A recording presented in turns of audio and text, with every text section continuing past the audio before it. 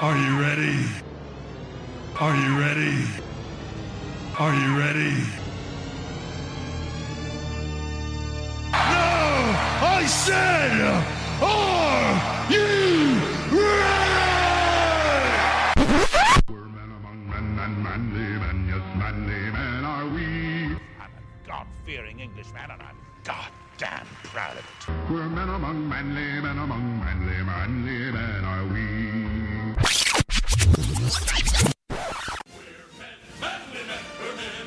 I want the truth! You can't handle the truth! Men.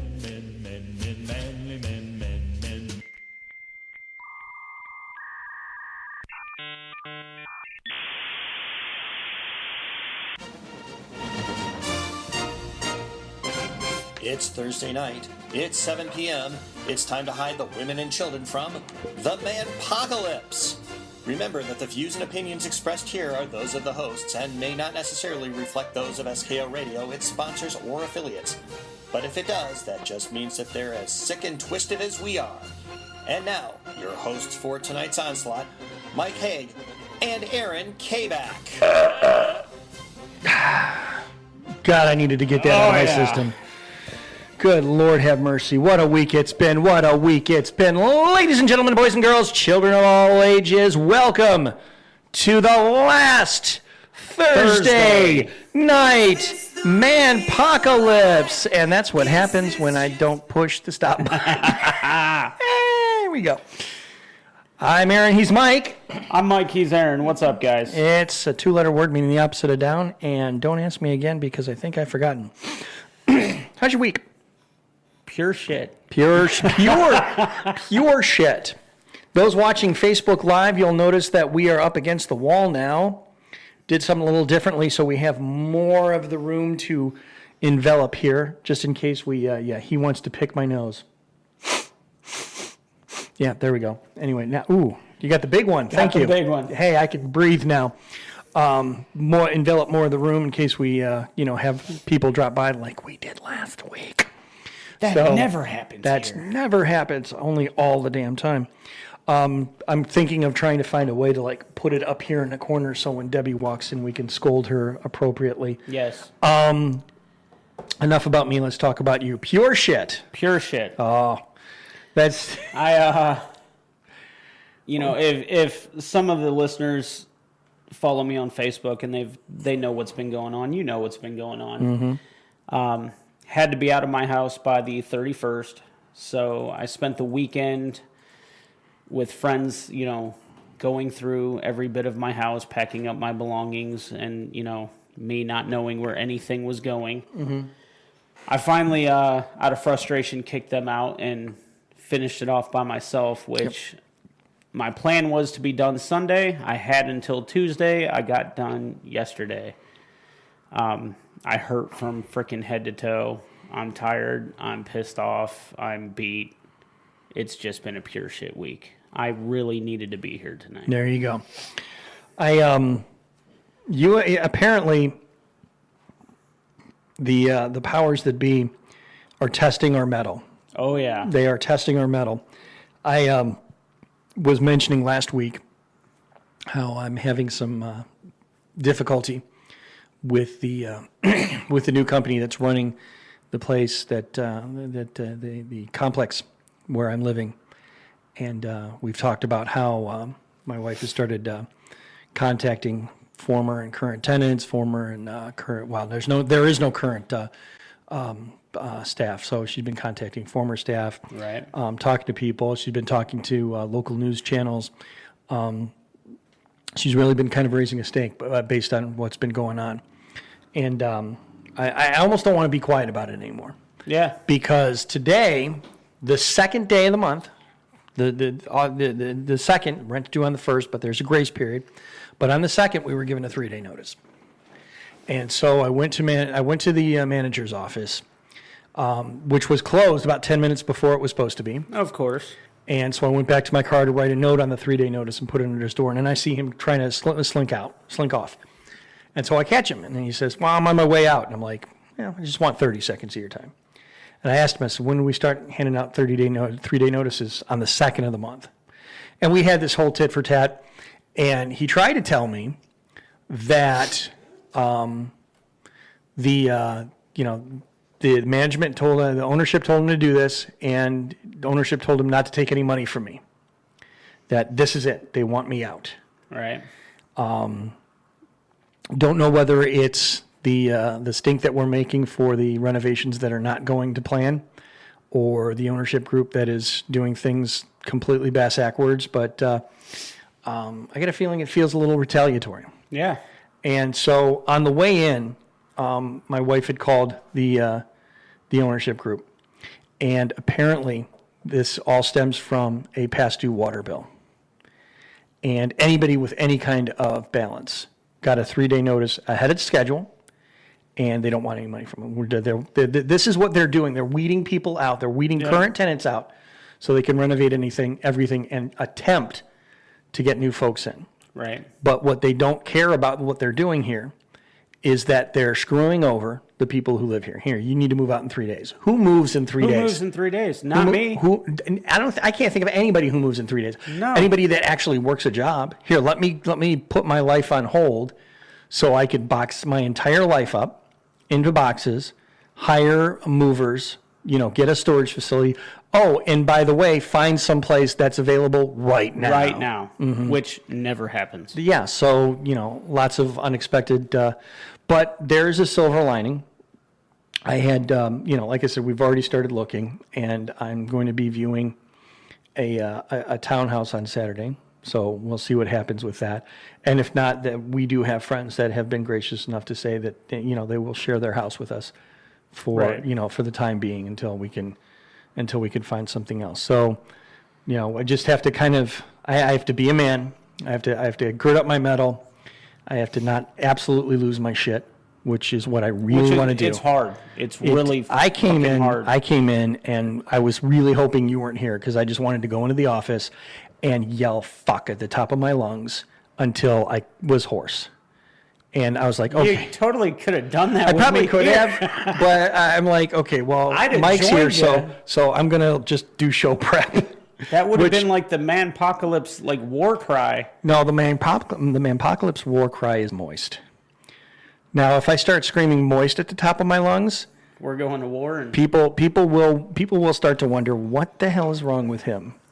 Although our loyal listeners, of which they are many, and we'll touch on that here in just a moment, will have gone, okay, no, there's nothing wrong with him. Yeah. He just needs to get moist. Yep.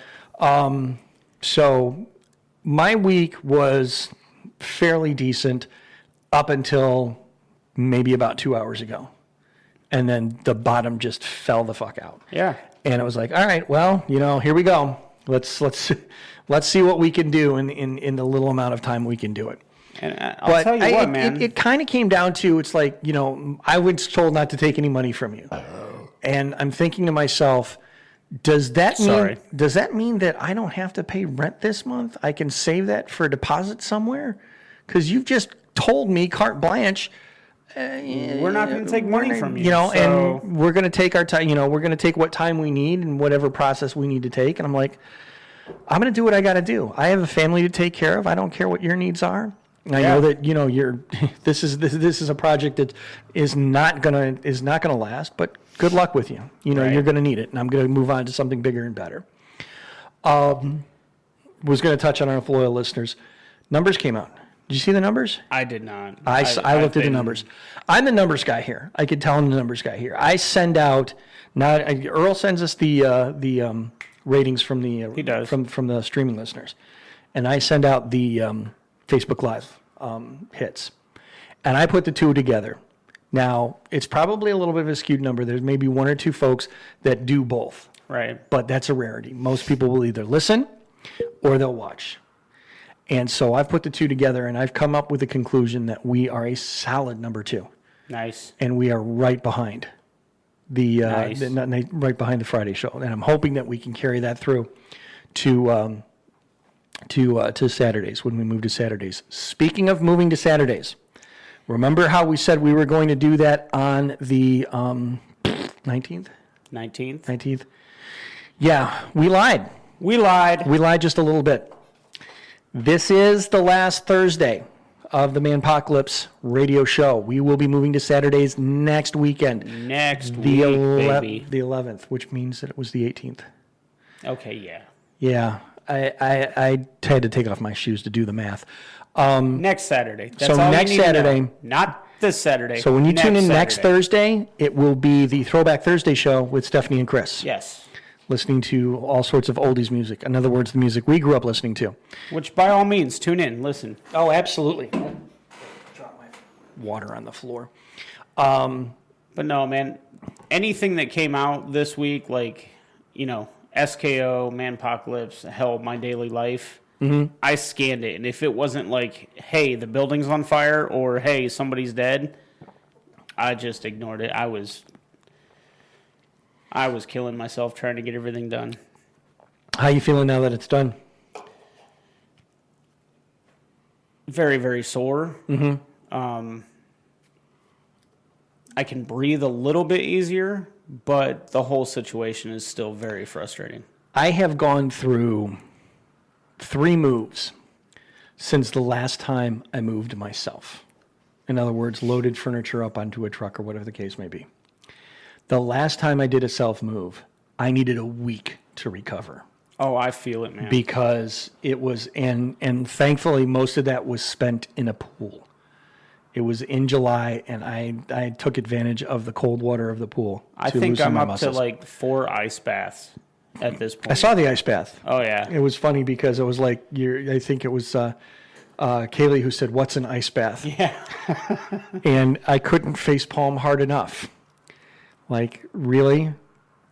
Yeah, you don't know what an ice bath is? No, she didn't put 2 and 2 together. Well, I didn't think she could put 1 and 1 together because it was really couldn't. I think Piper knew what an ice bath was first. Probably. Yeah. She could have asked Piper, and Piper would have explained to her and go, "Oh, okay, well, that makes sense now." Piper would have gone, duh. Piper would have jumped into the ice bath. Oh, God, yeah. Yes. All right, so. But no. By all means, I interrupted. No. I interrupted a thought that wasn't complete. It wasn't complete. I interrupted half a thought. So go ahead. Use your phone for a second here. Oh, that looks really cool. It's a wonderful view of the back of my head. So I have to keep facing forward. We'll just talk into each other's ears. Oh, that sounds so romantically wrong. Moist. So we challenged you guys to come up with topics for us for this week's show. You did not disappoint. There were a lot of folks that reached out to us individually and kind of said, well, this is, I don't want to, ruffle any feathers, but this is what I thought of, and so on and so forth. There were some topics that came up that we've already touched on. We may jump into the pool again with, but... there's one that we touched on that I'm just going to let loose on tonight and kind of put it to bed for once and all. There you go. So I am going to let Mike have his moment of filth and flarn because by damn it, he's sore and he's earned it. So Mike's going to cut into the topics that you, our faithful listeners, have designated for us this week before we start delving into anything else. Take it away. Well, first of all, one thing that came up, at least to me, a few different times, was that people thought we needed to be edgier.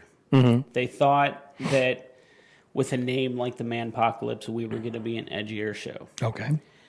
And you and I kind of briefly discussed it, and we both agreed that we have been holding back. Oh, yeah. Because, like we've said from the beginning, we never wanted to touch on extremely hot topics. We don't want to touch on politics. We don't want to touch on religion. And as time has gone on, our kids, our wives listen to the show, our kids listen to the show. So we really have kind of held back quite a bit. Mm-hmm. So with that in mind, before I go into any topic, anybody listening right now, from this moment on tonight, and until we say otherwise, is not going to be kid-friendly. So if your kids are around, if your kids are listening, give them something else to do. Go get the iPad. Okay? Grab the headphones. Number 2, I'm going to restate that the views and opinions of the Manpocalypse do not necessarily reflect those of SKO, its affiliates, its sponsors, or our listeners. So let's just get all that out of the way right now. This is our show. This is our voice. This is our mind. You asked us what we thought we're going to tell you. And in all honesty, for what I'm about to start on, Aaron and I didn't even really touch base on. But some of the best conversations we have over the air are like, here's the topic. I'm not telling you where I'm going with it. Just run. Right. The one topic that has come up multiple times, and we did briefly touch on it once, and I'm going to, like I said, just kind of hammer it home and put it to bed once and for all, is the idea that women who falsely accuse men of rape Right. should be sentenced just as harshly as a rapist. I absolutely agree. We've said that before. I don't know how else to say. I absolutely agree. If you falsely accuse somebody of rape, and either during that initial trial or later on, it is found out that you falsely accused them, you should do the exact same sentence that that person was either facing or started serving. Period. End of story. There's no way around it. Because I'll use myself as an example. If somebody were to accuse me of rape today, you're not only fucking up my life, but my wife's, my daughter's lives. Okay? So to falsely accuse anybody of rape is extremely, extremely screwed up and needs to be punished very harshly. I don't know any other freaking way to say that. Right. Okay? So, I'm sorry. No, go ahead. So let me chime in here, and I'm going to start off by saying you are not wrong in any way, shape, or form. But let me expand on why that is not going to happen, why it doesn't happen. Because there is a vast difference in our society between a sexual assault and filing a false police report. Agreed. Okay. They are looked upon as completely different crimes. Now, what is not taken into consideration and should be is the repercussions of that false report. I went and said that someone broke into my house and lit the place on fire, and I collected a shit ton of insurance money. All right. Then it was later found out that I started the fire. Okay, 1, there's a false report. 2, I'm probably just going to have to pay back the money. Yeah. All right. Am I going to see any kind of, jail time? Am I going to have to, reimburse the insurance company? Am I going to have to reimburse the city for coming out and fighting the fire and really, pay for the totality of the crime that was committed by my false report? No, that's not going to happen. Should it? Probably. Because filing a false report throws a lot of different lives into a lot of upheaval very quickly. And I really should have brought cough drops because I can't seem to keep my throat from being scratchy. Yay me. Now, the worst of these, of course, is false reports of violence. Yes. Because violence against other people is taken very, very seriously. As you had said, with sexual assault, hey, he raped me, it's my word against his. And yes, this is a society that values the opinion of a woman over the opinion of a man every single time. If you have any doubts, look at family court. Yeah. Period, paragraph, end of story, closing the book on that one. Just look at family court. You will see how much a woman's opinion is valued more than a man's. Anyways. So yeah. Now, when it comes to light that report was false, essentially what happens is, okay, well, the conviction is overturned. The man goes free. They may give him a couple of dollars for his time. Right. And the woman gets a slap on the wrist. Now, what the courts will tell you is, by all means, file a civil suit and try to get recompense that way. Do you realize that O.J. Simpson still owes the family of the boyfriend, Ron, what's his name, like $33 million? Yeah. And hasn't paid a nickel of it? Yeah. Civil suits are barely worth the paper that they're written on. Yep. Because you can file a civil suit against somebody and you can even win a judgment, but it comes down to being able to collect. Exactly. Are you going to be able to collect on that, especially if you manage to get somebody thrown in jail for filing a false report? Absolutely not. So are you going to get back what was taken from you? No, you're not. Should the tables be turned? Yes. Will they? No. Ellie just commented, but his rep, meaning reputation, and his family are still not okay because of it. Here's what it comes down to. I completely agree with you, okay? And I'm going to use this to lead into something else that may actually piss off a lot of listeners right now. We're talking about what should happen, okay? Mm-hmm. And the problem is we get caught up so much in what should happen that we forget the facts exist that say it's either not going to happen or it's not going to happen the way you want it to. Mm-hmm. We can all agree all day long on what should and should not happen, okay? Right. Perfect example, at least in my mind, okay? I was having a discussion with somebody about rape. Right. All right. And always good dinner always good dinner conversation. A little bit of chicken parm, some wine, rape talk. It goes great. First date advice right there from the Manpocalypse. You'll go far with that one. Take her to John Q's, buy her a steak, and ask her how she feels about rape. Yeah. Winning man tips right there. Moist. Anyway, let me first say that obviously rape is wrong. It's never okay. Okay? That's not my argument. My argument is it comes down to what I call situational awareness. Okay?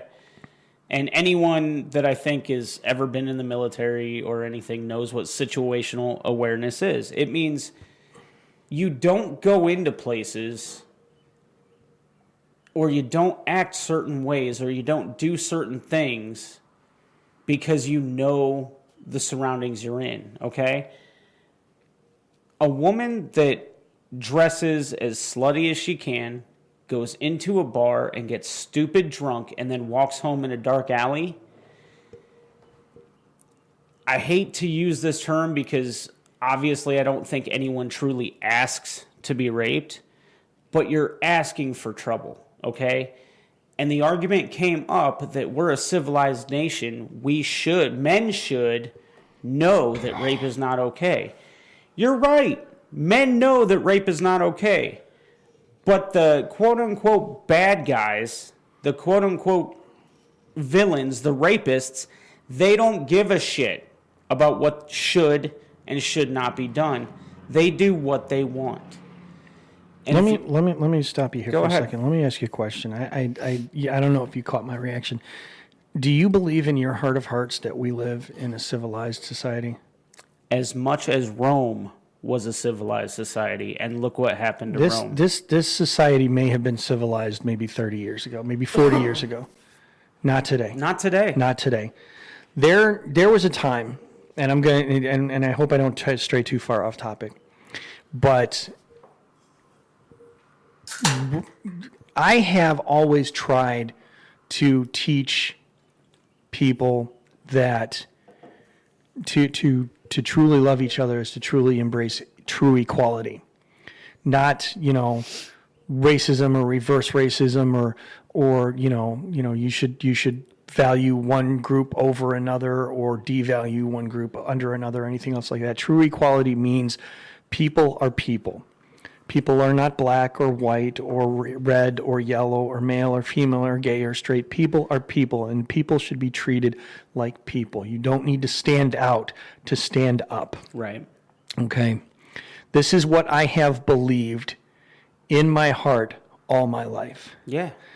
We will never, I have gone from hoping that I will see the day that this society knows true equality, and I think that I had this hope in me when I was in high school, okay, which, as all of you remember, was about 30 years ago, to today, knowing that Bella and Sam's grandchildren will not see a society with true equality. No.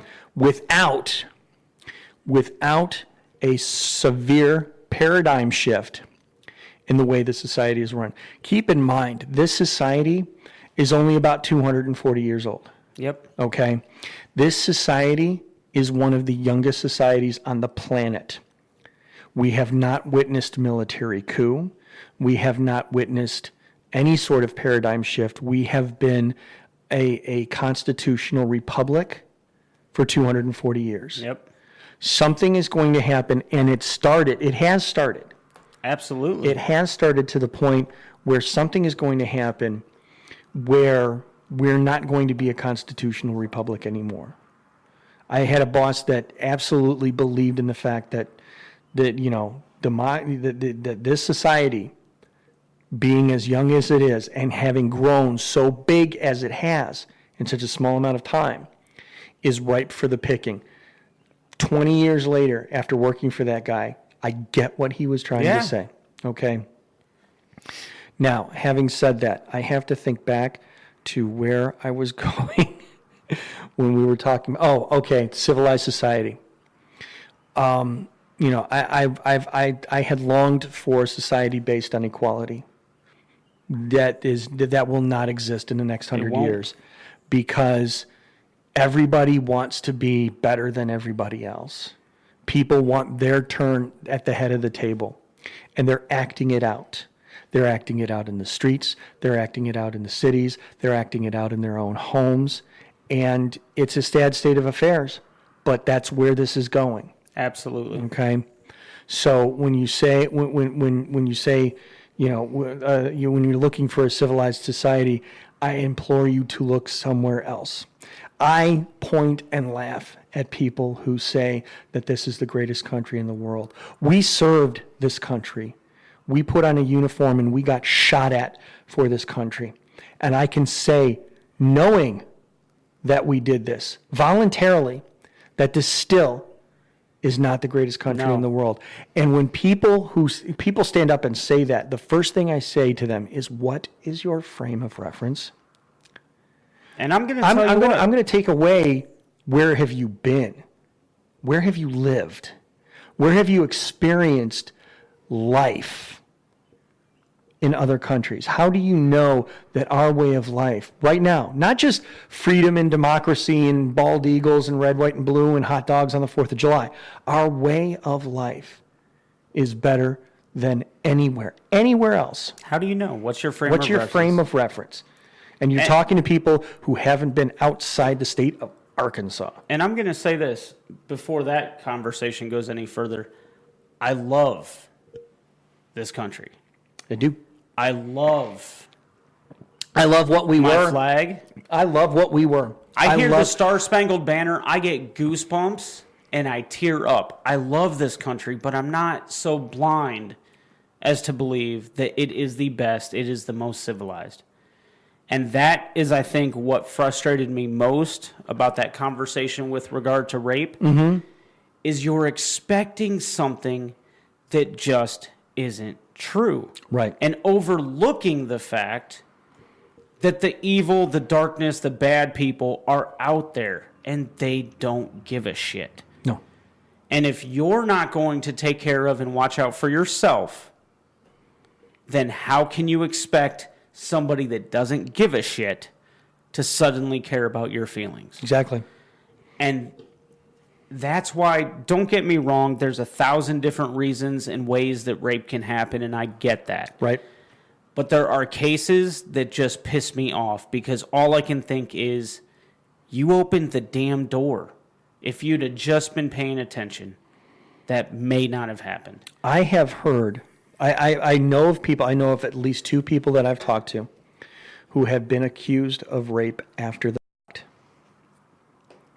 And that burns my hair. Absolutely. That burns the hair out of my ass.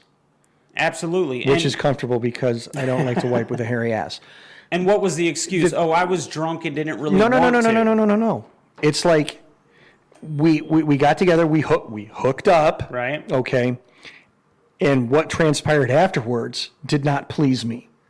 So I am now going to categorize our hookup as rape. So you're talking. I'm taking away the consent that I freely gave you 3 days ago, and giving it, and categorizing it into something completely different.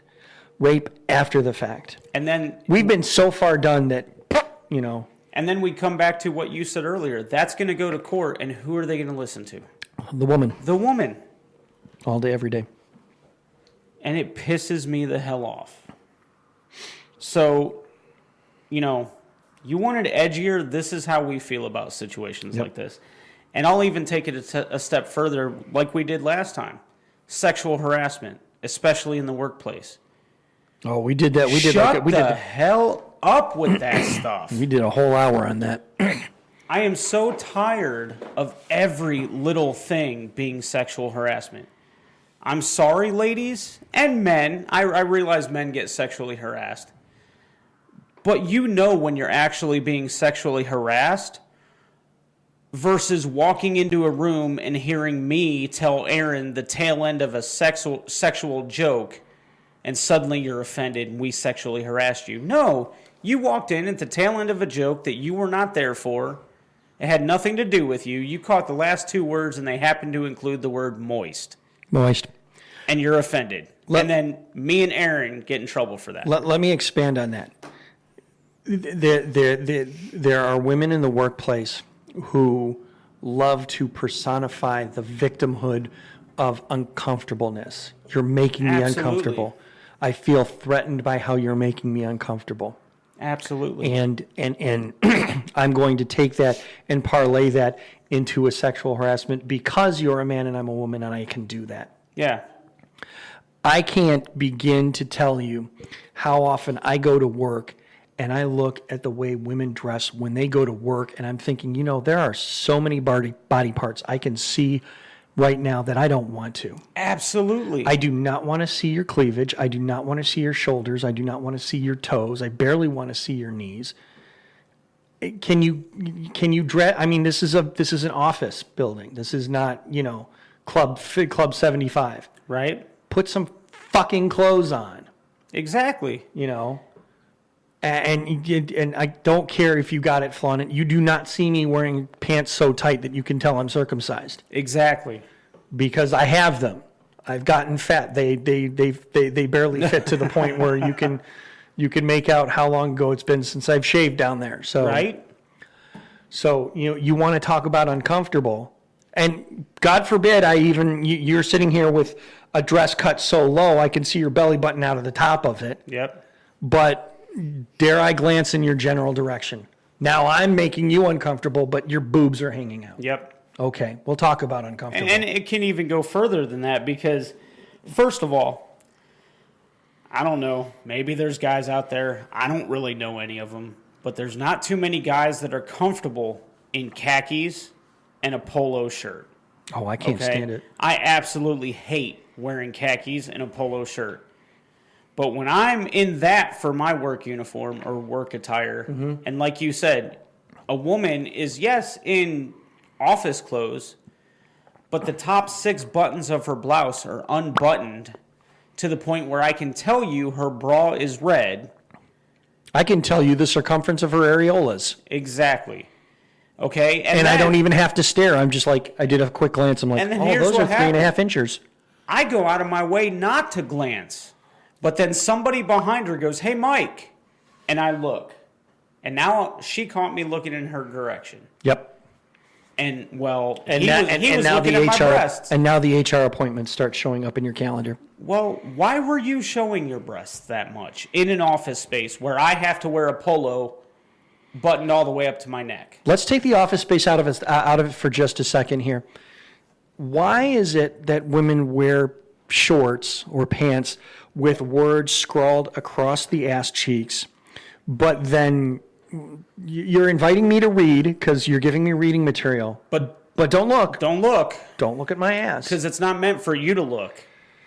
It's meant for what? What? It's meant for, okay, Becky lives in Ohio, and she wears pants that say juicy. Mm-hmm. She only wants Anthony in Italy with the Lamborghini to look. Oh, okay. Okay, that's kind of the mindset there. Okay. And I want to be juicy.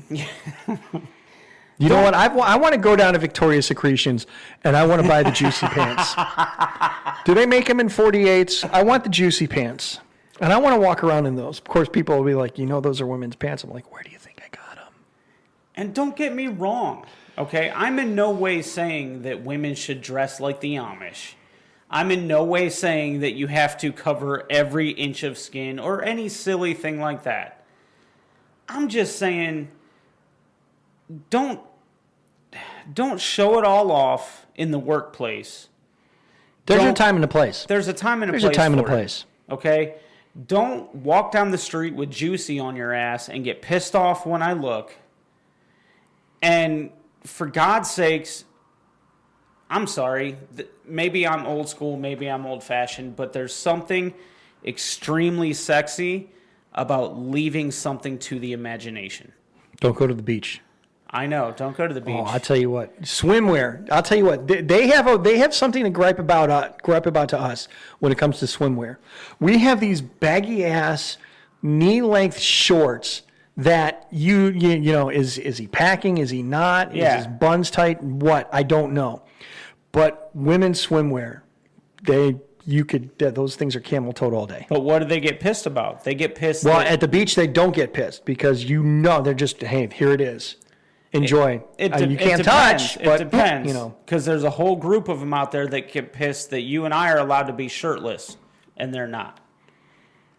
Well, that comes from a legal standpoint. I'm sure that if you asked around, it's like, hey, nobody here is going to mind. Right. That kind of goes along with the same thing. A drunk woman walks into a drunk woman at the bar walks into the men's room. She's greeted like a war hero. Drunk man walks into a woman's restroom at the bar. Oh my God. He is ostracized, and he may not get out alive. He's the Nazi in that war movie. We could probably come up with a better way to say that, though. Agreed. But I was thinking World War II villain. Oh, there you go. Epic, the Red Skull. The Red Skull was a World War II the Red villain. Skull. The whole. I mean, it comes back down to a societal thing where we had a good thing going, Absolutely. and greed went and screwed it up. Yep. There's somewhere along the line we got greedy. Everybody wanted more, and there wasn't enough to go around, so we started taking from each other. Exactly. 40 years ago, you did not hear about people going into their office buildings after they get fired and shooting up 7 people. No. You didn't hear about school shootings. You didn't hear about bus bombings and all the crap that you hear about now. But you do now. So Yep. somewhere along the way, we didn't do something right. Well, and think about this, okay? We watch movies now where it'll have like an old school idea. What was that movie? Earl's got a good point. He does. The movie about the army medic that was actually didn't want to fight, but he still wanted to go to war. I know what you're talking about. Hacksaw Ridge, was that it? Thank you, yes. Okay. It's set in World War II. Mm-hmm. If you watch it, when he first met his wife, Yep. she turned him down. And he just very politely and very cutely, for lack of another word, pursued her. And basically, you know, okay, you're a nurse. You turned me down. I'm going to find a way to go to the hospital. There you go. And I'm going to win your heart. And every woman in that theater at one moment or another went, "Aww." But if they got followed. But I ask you out one time and you're not interested. If I say 2 words after that, you're like. 2 words. Sexual harassment. Yep. Okay, come on. 2 words. Date You can rape. watch it in a movie and think it's the greatest thing in the world. Mm-hmm. I'm sorry, when I met my wife, she was not interested in me. It took me a month to win her over. I'm glad as hell that I did that. You said it took you a month? A month. All right. So I've got like 2 more days left. 2 more days. But that old school stuff that is so great and everybody still loves is exactly what they don't allow to happen today because of stupidity and foolishness and greed. I think it comes down to the guy in the movie is really cute and the girl in the movie is not them. So it's not happening to them. So they could go, "Oh, that's adorable." When you have like the, you know, pockmarked, you know, mildly obese schleb Right. hitting on you that you don't want hitting on you. You legitimately don't. You're like, you're like the furthest thing from what I want to go home with tonight. Please walk away. And it comes down to, you know, can you take that kind of honesty? Can a woman look at a man and say, I appreciate the effort that it took for you to come over here. I know that it's difficult for a man to just strike up a conversation with a strange woman he doesn't know. I regret to inform you that I am not attracted to you in any way. Don't take it personally. It is my personal preference, and you're nowhere in it. Thank you for your time. Please move on. Can they? Well, some. Can a woman say that? Can a man take that, though? Depends. If he's hammered out of his mind, he's probably going to say, "Oh, okay, so there is a chance." Earl. So you're saying Oh, there's dear a Lord. chance. Earl is having fun here. Just read off some of the stuff that Earl's saying. Earl's putting the edge back in this show. Earl wants to know here. We're talking about women dressing professionally.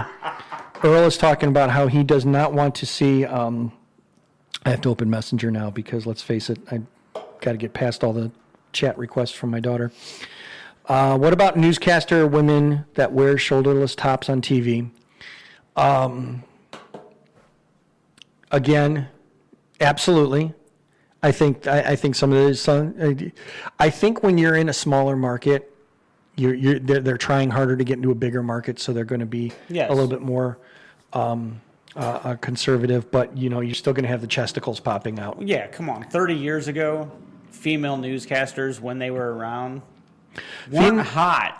Now they're in calendars, for God's sake. Female newscasters 30 years ago had to be taken seriously because they wanted to be newscasters, not just pretty faces. Yeah. Nowadays, you're really just kind of getting people reading off a teleprompter. Yeah. Which, you know, really all you need is a shaved ape with a good voice. How you doing? I'm available for auditions. But yeah, I mean, you're not getting, you get style or you get substance. You don't get both. You don't get both anymore. And what else did he say? What about fat chicks in spandex? There's a direction I want to take with that, but I shouldn't. I'm just going to kind of leave that in the. I kind of want to. I wonder if Earl is writing to us from Walmart. Is he just looking at nothing but Walmartians? And I'm telling you, he's got to be at a Walmart right now because the next one is or the broads that have the camel toe. Now, I walked down to the pier to do that video for today's show. Mm-hmm. Okay, I walked down to the pier, which is usually a big mistake because walking down to the pier is no problem. Walking back from the pier is a pain in the ass because it's all uphill. Yeah, I am not. Well, I'm too old to be doing that walk up 9th Street anymore. But someone got out of one of the office buildings and walked in front of me. And dressed conservatively enough. So, but what caught my eye was the fact that she was not wearing any underwear. And would you like to know how I could tell without actually... Hey, are you wearing anything in there? No? Hey, how about that? Because that's not what I did. How could you tell? The pants that she was wearing were kind of loose. They were flared in the legs, but very snug in the waist and in the hip. And it went all the way up her butt crack. and the buns were you know how a woman they got that certain kind of shimmy when they walk. These things were tapping out Morse code. And I looked for a bit and I was like, okay, she's free balling it. Either that or she's got the butt floss going. Right. One of the two. And I'm going to let my mind wander enough to say it was the first one. Now, see, that kind of stuff honestly gets me in trouble all the time. And my wife and I talk about this all the time. Especially with me being a photographer, I people watch. Mm-hmm. And it's always something. It's not necessarily a hot girl or a pair of, tits hanging out of a shirt that catches my eye. Right. But something odd catches my eye, like tits hanging out of a shirt would be odd in the middle of a park, okay? Camel toe at Walmart would be odd for Earl. Oh, wait, no, it wouldn't. Or seriously, a woman just walked by and her ass jiggled so much that my eye went, that was not normal movement. What is that? I people watch all the time, and then I get hooked. Like, I don't... Earl is sending me softcore pornography involving Mariah Carey. That's my boss, ladies and gentlemen. We love him. But it comes back down to, most of the time, you're aware of how your clothes fit. Okay, mm-hmm. You're aware of the fact that something is too tight somewhere or something is hanging out. If there is something in your ass, you know it. You know. You know when there's something in your ass. Okay? I do. Sure, I've been there. Sure, there are things that can there are things that can accidentally happen. The common one for guys, especially older guys, who decide to wear shorts, what happens? One testicle finds its way out of the shorts every single damn time. Okay. You may not know that happened. Let me tell you something. Okay? If you're wearing shorts where your giggleberries are dropping out, you're kind of playing on that on your own. It may not be short shorts, though. It happened at the last staff meeting. If you have... Okay. Oh, no. You may have been too stoned to remember, but a certain staff member was wearing regular cut shorts, and you got a bird's eye view. I was really trying very hard to forget that. Okay, but that's an example of, accidents can happen. I get that. But 90% of the time, you know that you're showing a lot of cleavage, or your jeans are so tight they can tell if you're circumcised or not, okay? You know these things. Don't get pissed off when it grabs the attention of the opposite sex, which in all honesty is who you want the attention of, in most cases. Most cases. And don't freaking... you're not just going to get the attention of that guy or girl you like. You're going to get the attention of every guy and girl that notices. Period. Mm-hmm. End of story.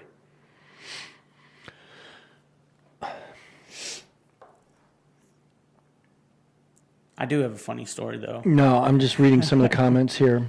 I had heard something's going on with Aziz Ansari, but I did not get into it because, quite frankly, Aziz Ansari gets himself in the news on an almost bi-weekly basis. All the time. Quite like us, he has no filter. He lets his feelings get known on whether you want to hear it or not. And there's certainly nothing wrong with that. But I did hear something in regards to something going on with him, kind of similar to what we're talking about. So, Ellie, thank you for reminding me that he's in the news again. I will look that up in more detail over the break, and we can blah, blah, blah, blah, blah about Aziz Ansari and see what we're talking about here. What were you... So, funny photographer story. Funny photographer story. And this is an example of I really wish the woman would have realized how tight her pants were. Because while doing the shoot, I didn't catch it because I was focused on making sure mom and dad and every kid was looking at me and everybody was smiling, yada, yada, yada. I get home, and there were about 4 pictures that I had to crop her camel toe out of the photo because in the back of my mind, all I could imagine was this big blown up picture above their fireplace, and there's mom in all her glory. It's awkward. It's really awkward. Like when you're editing and all of a sudden you're just like, holy God, there it is. Okay. So I did catch that. And hopefully you still have the proofs because I'd really like to see that. I still have every photo I've ever taken. However, for my For clients that are listening, for client safety and security, he's not sharing any of them. I do not share those. That's fine. What I was going to say about the people watching there, and it not being a photographer, but still people watching. There's a level of joy in that, and there's a level of frustration in that. There have been times I walk around downtown, and you can't not people watch when you're downtown because the butt crack was on 9th Street. I was walking to the Galleria the other day, and I saw a comb over with a ponytail. You can't not see that. You can't not see it. It's there. It's like the boobs hanging out of the shirt. It's there. Yeah. So, but when it comes to, like a real head turner, like Jenna Coleman walks by and I'm like, hey, here's my chance, which I'll never get. But, you have to have that level of security in your own relationship because, when we're at the mall, my wife and I are notorious people watchers. We will pick people out of a crowd and go, that one should have stayed home and that one's coming home. So apparently what's going on with Aziz Ansari is very similar to what happened to Roseanne because he made a tweet that people found offended. But the difference being is that his show got canceled from one network and then got picked up by Netflix.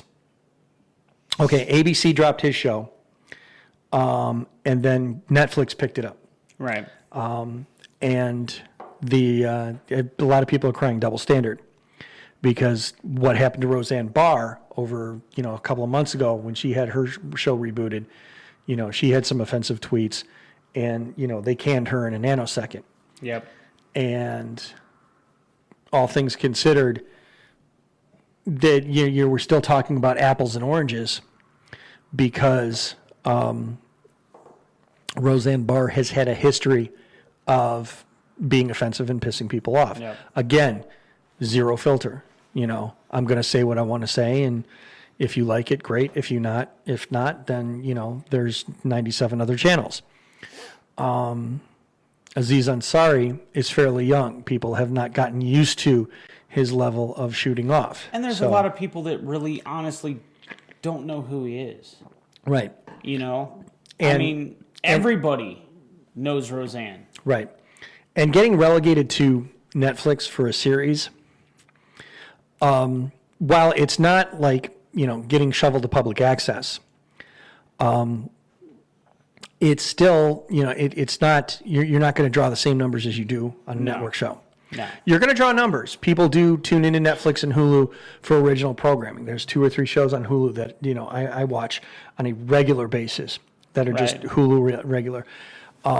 So there's, oh my God, I've lost track of, I call them Netflix original shows, but I have found out they're actually they're actually airing in Canada first, and then we get them like a year later. So there's that. Dear Lord. Earl, you're losing. I'm sitting here, I'm trying to do a show, and Earl's just losing his shit over here. All of a sudden, I see a message from Earl, and it's like, oh, shit. Unless you're Ben, he doesn't care who looks at his Asian bank. Aziz Ansari is Pakistani. I think so, maybe. Yeah. Far cry from Asia, but, we'll buy you a globe.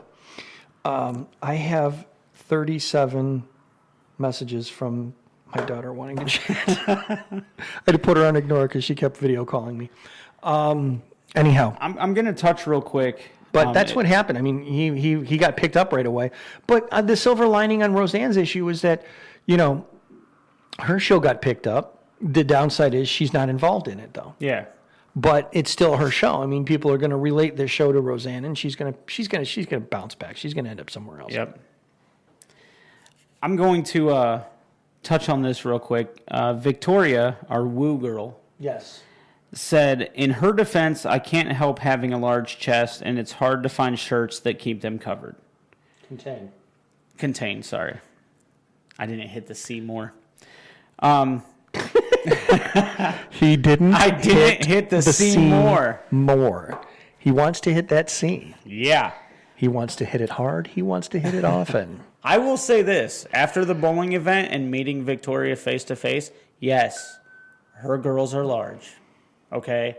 I will argue that it's not that hard to find clothes that would cover them more.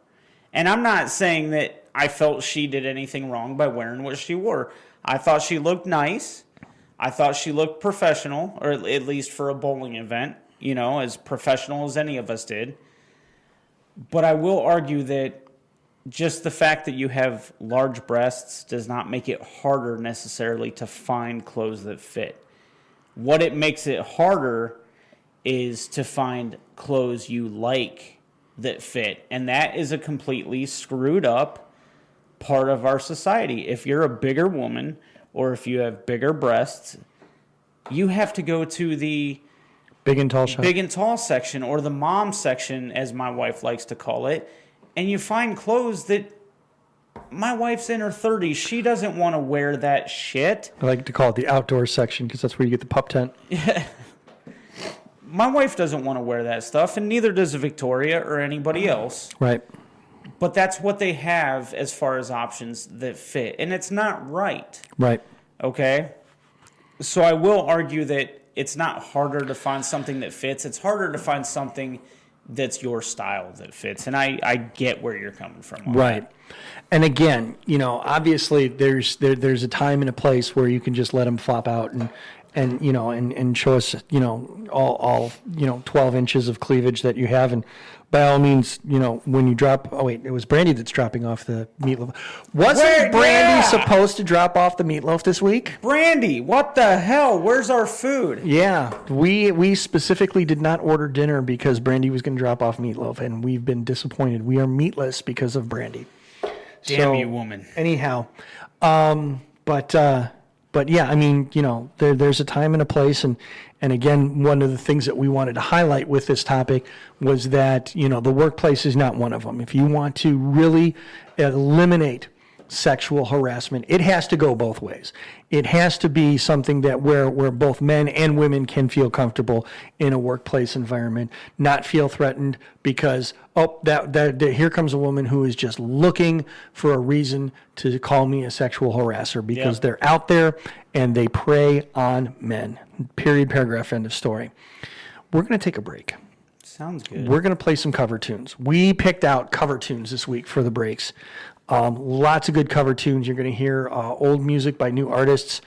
Some really good stuff. Really good stuff. Cover tunes of Bohemian Rhapsody, Disturbed, Godsmack, Wonderful World, American Woman, just to name a few.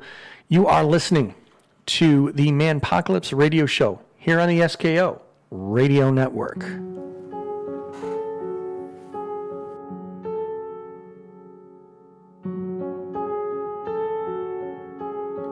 Hello, darkness, my old friend. I've come to talk with you again. softly creeping, left its seeds while I was sleeping, and the vision that was planted in my brain still remains within the sound of silence. In restless dreams I walked alone, narrow streets of cobblestone, neath the halo of a street lamp.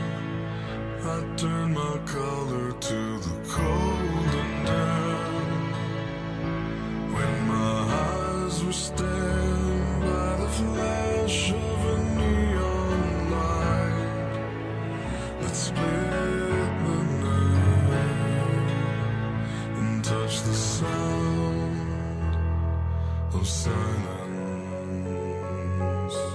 And in the naked light I saw 10,000 people, maybe more. People talking without speaking, people hearing without listening, people writing songs and voices never shared, and no one dared disturb the sound of silence. Fool said I, you do not know. Silence like a cancer grows. Hear my words that I might teach you. Take my arms that I might reach you. But my words, like silent raindrops, fell and echoed in the wells of silence, and the people bowing to the neon god they made. And the sign flashed out each morning, and the words that it was forming. And the sign said the words of the prophets are written on the subway walls, in tenement halls, and whispered in the sound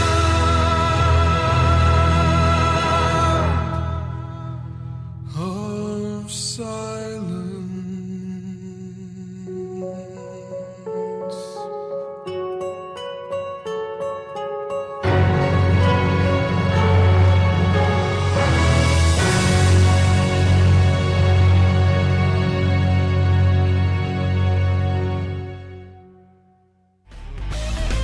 Hi everybody, Debbie McCune from Some Kind of Radio Show. Don't forget to tune in to us every Friday from 8 p.m. to midnight Eastern Time, only on SKO Radio Network. Is this the real life? Is this just fantasy? Caught in a landslide, escape from reality. Open your eyes, look up to the skies and see.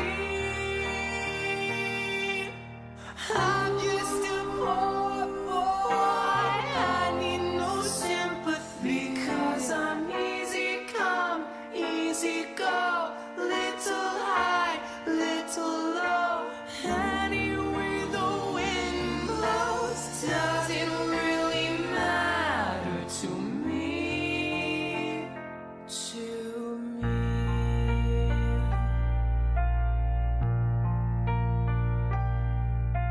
Mama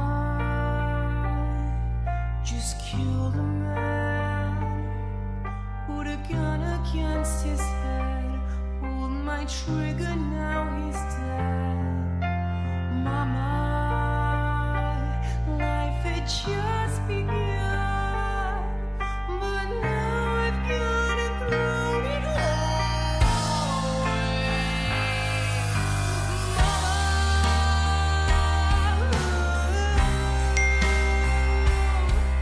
Didn't mean to make you cry. If I'm not back again this time tomorrow, carry on, as if nothing really mattered.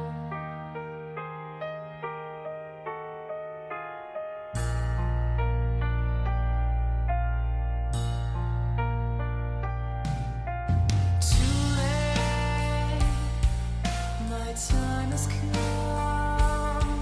Send shivers down my spine, body's aching all the time.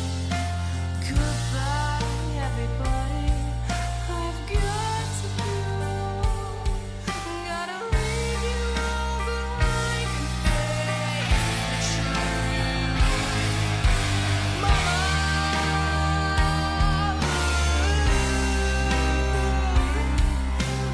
I don't wanna die. Sometimes I wish I'd never been born at all.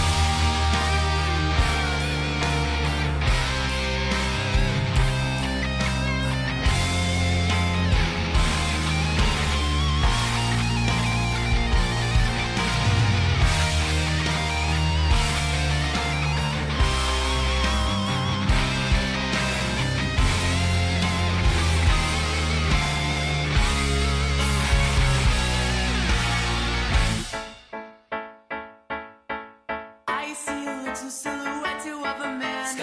Scaramouche, will you do the fandango? Thunderbolts are lightning, very, very frightening me. Galileo, Figaro. Magnifico!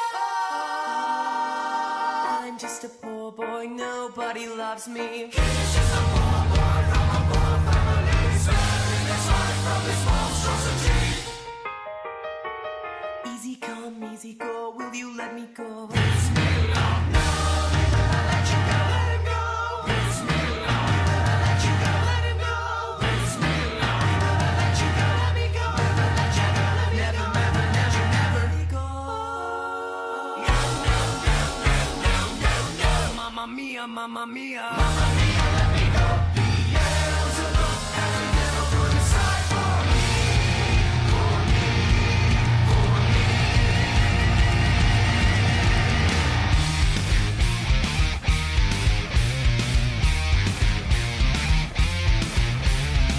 So you think you can stop me? It's been my life. So you think you can love me and leave me to die? Oh.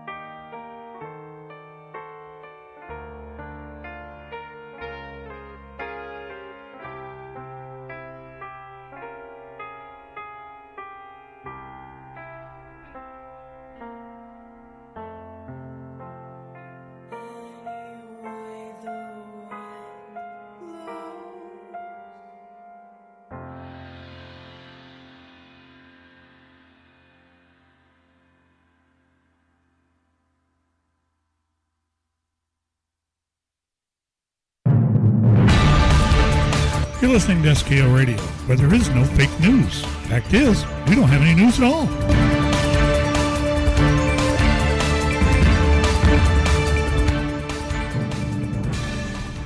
Hey everyone, Aaron K. back here from the Manpocalypse radio show.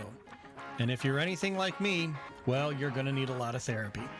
But until then, it's time to stop using your mobile devices and your point-and-click cameras to capture those moments that mean so much to you. Why settle for random shots when you can have your event or milestone captured correctly and rendered into something you simply can't take your eyes off of?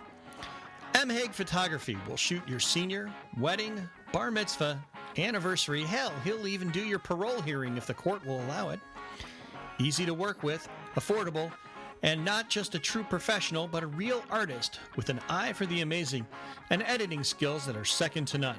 Look, I'm not just saying this because he's my friend and co-host. Oh, no.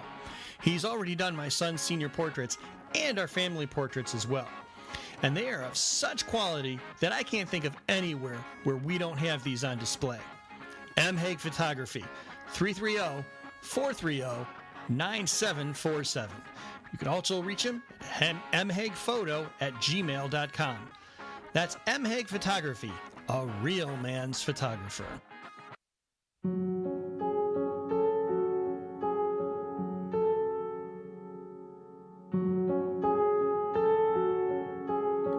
Hello, darkness, my old friend. I've come to talk with you again, because a vision softly creeping left its seeds while I was sleeping, and the vision that was planted in my brain still remains within the sound of silence. In restless dreams I walked alone, narrow streets of cobblestone,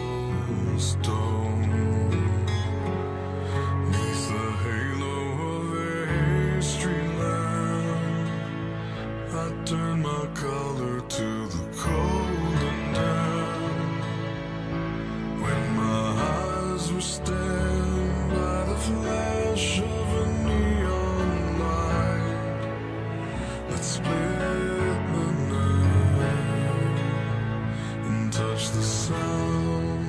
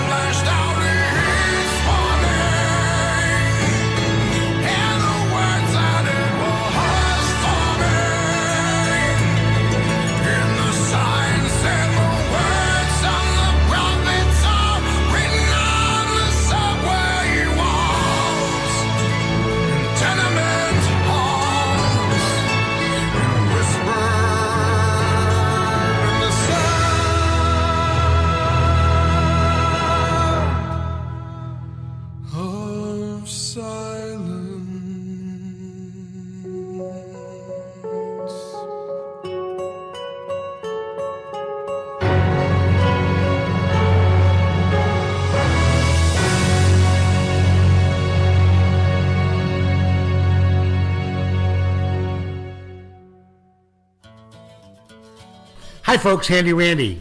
Some Kind of Radio. Every Tuesday night, 6 o'clock, we take your themes.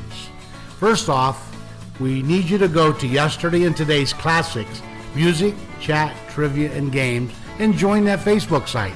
Once you do that, then watch for the themes and the requests. Tuesday night, 6 until 10, classic rock and roll. Promise will knock your socks off. Are you ready for a new concept in manliness? No?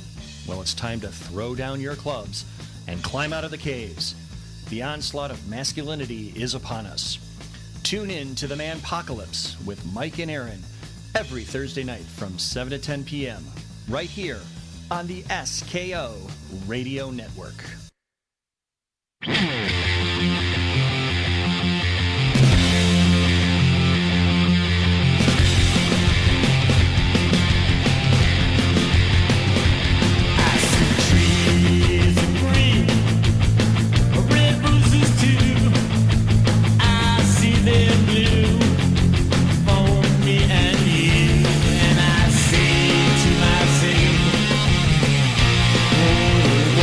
Beautiful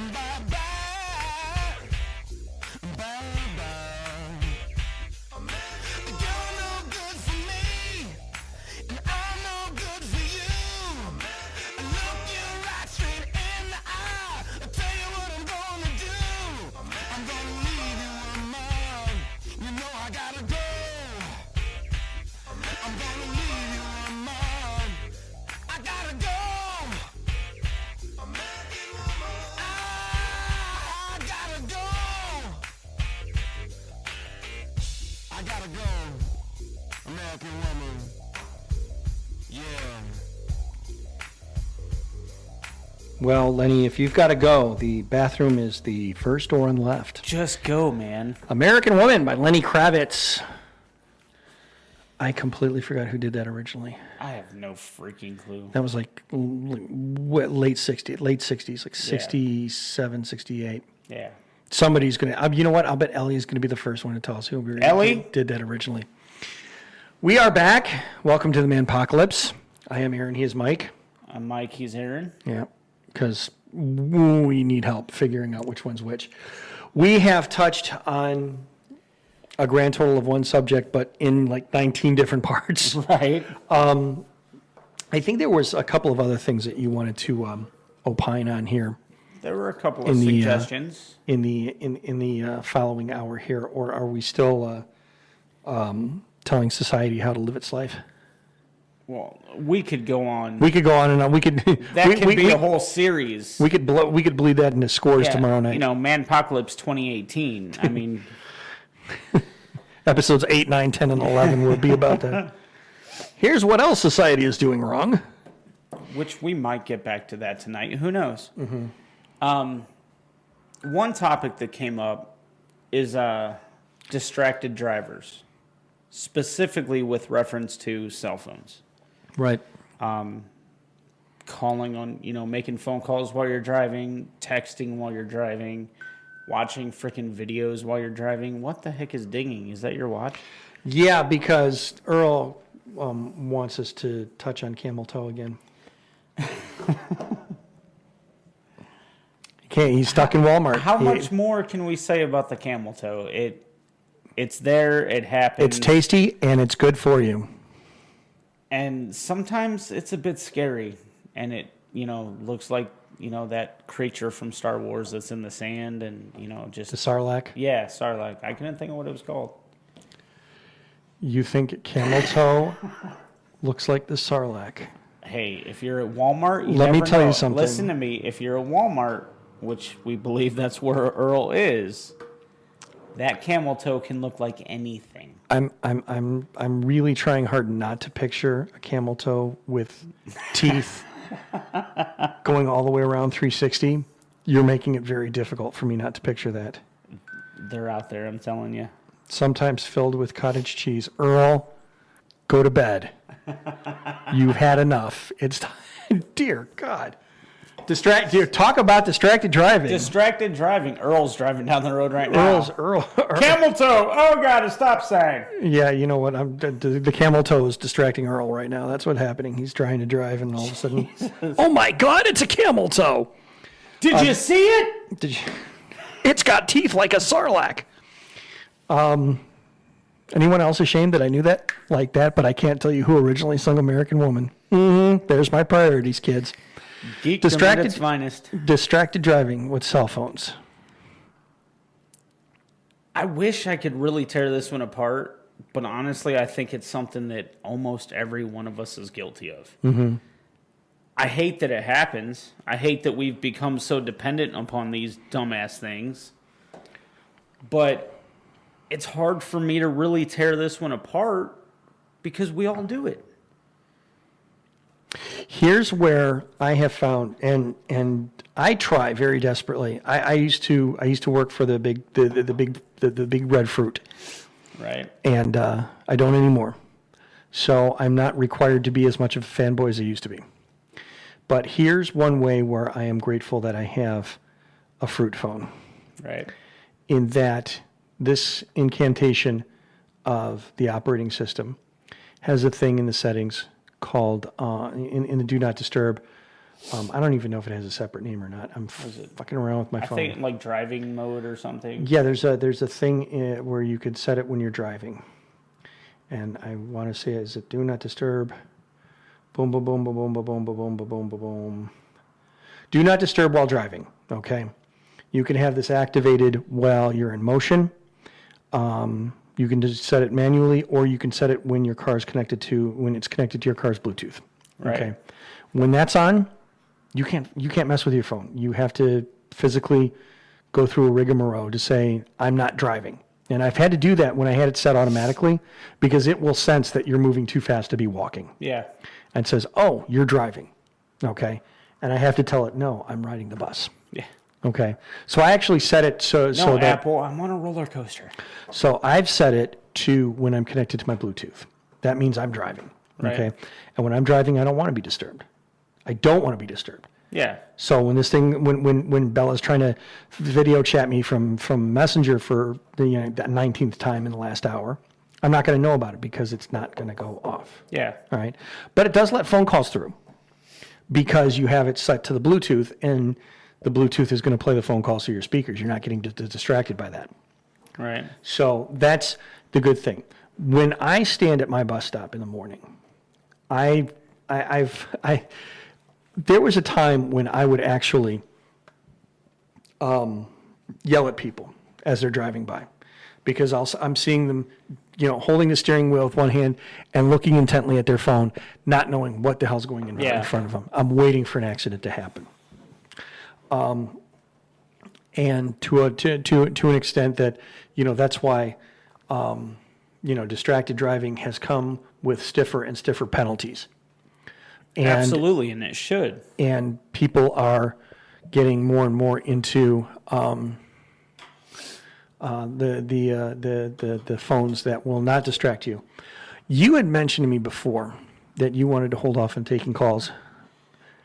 I'm okay taking calls now. We're good with calls? Kind of during the first segment, right. which I really don't want to get back into. All right. So you are listening to the man. Oh, okay. We're not taking a call. We were going to take a call, but then the call failed. So much for that. If you wanted to call again. If you don't, I don't care either way. Here's my thing with the driving and the phones. Mm-hmm. Like my friend Keith just said, he used to be guilty of it, but he's gotten a lot better at it. And it does get frustrating, especially when you almost get into an accident. Oh, yeah. And you can tell it's because the other person was on a phone. Yep. I really try not to take calls when I'm driving so much. Right. And You're listening to the Manpocalypse. Yeah. Yeah, I'm not interested. I don't want to order beans and rice either. You're guilty of it. Real quick, if you're gonna do, prank calls tonight, please just lay off. We're not in the mood. Mike's distracted. Anyway, I've gotten better at doing the talk and text, which I don't know if it's got another name, but it's where you Dictation. Dictation, where you basically speak into the phone and it, says what it thinks you're saying, and it's never correct. But I agree with Keith. If I get a random text while I'm driving, mm-hmm. I ignore it. The only ones I ever try to read while I'm driving are from my wife, because I never know. It could be, honey, I need milk, or it could be, honey, Piper's in the hospital. You need to turn around and come this way. Yep. But most of the time, I have gotten pretty decent at staying off my phone. Sure. But I cannot 100% say that I'm not guilty of dicking around on my phone in some way or another while I'm driving. And that's why it's really hard for me to tear this apart. I guess my thing is, if you are actually messing with your phone to the point where you have not looked at the road for at least 8 seconds, yeah, you have a problem. Put the damn thing down. Right. You know what I mean? But well, let me expand on that here, okay? I am not going to grab my phone and look at it unless I'm not moving. If I'm at a stoplight, great, perfect, I'll grab this. Do I need to look at it? I am grateful to the fact that I have the watch Right. that will go off. I could sit here, I'm driving, I can turn my wrist this way, I can look at the road, and I can see what the message is. Okay, I've gotten kind of the gist of it. I can ignore it for now. Okay, it said something about Bella and blood. All right, let me find a place to pull off. And actually, keywords. Then what I'll do is I'll just hit the green button twice on my steering wheel and call the wife and go, okay, what's going on? Because I can talk and drive at the same time. That's not a problem. I don't have those functions in the Frankenstein truck that's down in the parking lot right now. One of the really big reasons I like my brand new car. But I will not look at the phone unless, if I have to look at the phone for something, if I have to, we want to listen to a particular playlist or something like that, then I will wait until we're stopped. Right. Period, paragraph, end of story. Because at that point, I can go into it. It recognizes that I'm not moving. Oh, you're not driving. Here, go ahead and mess around with your phone. Yeah. So, technology has made it easier to not drive distracted. But you have to embrace the technology to do it. Absolutely. Technology will only take you so far. There's a learning curve, and you have to get on with that learning curve. And if you're not willing to get on with that learning curve, then natural selection will take over. Well, I think, this topic leads into a slightly different one in the sense that... I do want to expand on the distracted driving before you segue. No, go ahead. Okay. And this is going to touch a sour note with some people. It might even touch a sour note with you. Uh-oh. I cannot stand this. Actually, I have wished ill upon people who do that. I'll tell you, I've not wished ill upon people, but I've wished ill. I cannot stand when people drive with animals in their laps. Seriously. Drives me nuts. What the hell? I have said to people, I hope you get in an accident and the animal dies and you have to live with that. Yep. Because you killed it. The animal, and I can go an entire 3 hours on how warped people are about their pets. Oh, absolutely. There is having the love of a pet, and there's he's my son. The fuck he is. When I hear that... Wow, that's a totally different topic that I'm right there with you When on. I hear that, when I hear people refer to their pets as offspring... Your pet is not a kid. There are so many times I'm like, I want you to experience childbirth. Even if you're a man, I want you to experience childbirth because you just don't fucking get it. I'm going to make this really simple for anybody. Mm-hmm. And I get it. I really do. There's some people out there that cannot have kids and all they can have is pets. Mm-hmm. I get it. But I'm going to tell you this right now. If my house was on fire and my dog was stuck inside, if I knew that I could get in there and only risk minor injury, I'm going to go after my dog. I'm going to put myself at risk to get my dog. I love my dog. Mm-hmm. However, if my kids were stuck inside that house and I knew without a doubt that I was going to die trying to get to them, I'm still going to try. I'd still go. Mm-hmm. There is a difference. Big difference. Huge difference. But still, it comes down. I kind of come back to the distracted driving because I see people driving around with the dogs on their laps, and I'm like, let me spook that dog, and let you drive around with that dog, losing your shit. Yeah. Because dogs are not supposed to be driving. There's distracted driving right there. Oh yeah. Or let's say the dog is like, hey, I want to stick my head out the window, and it's one of those little yipper dogs that the wind just takes up and takes it half. Ends up on somebody's windshield. Now I'm going to say this. And then what? My dog does never. I don't allow him on my lap in the car. Your dog's not a lap dog. Your dog's a full body dog. He would try to be. Your dog's Andre the fucking Giant. In other vehicles, if I take him out in the car, he's in the back seat. Yeah. In my current truck, it's just a bench seat, so he's right next to me.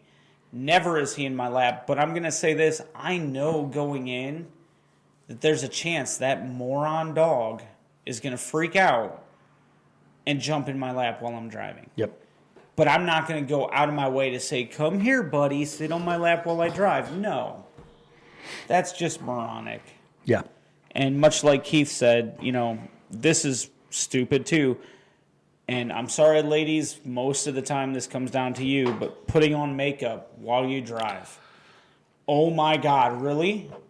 When I see that, I hope that little eyeliner brush goes through your eyeball at some point.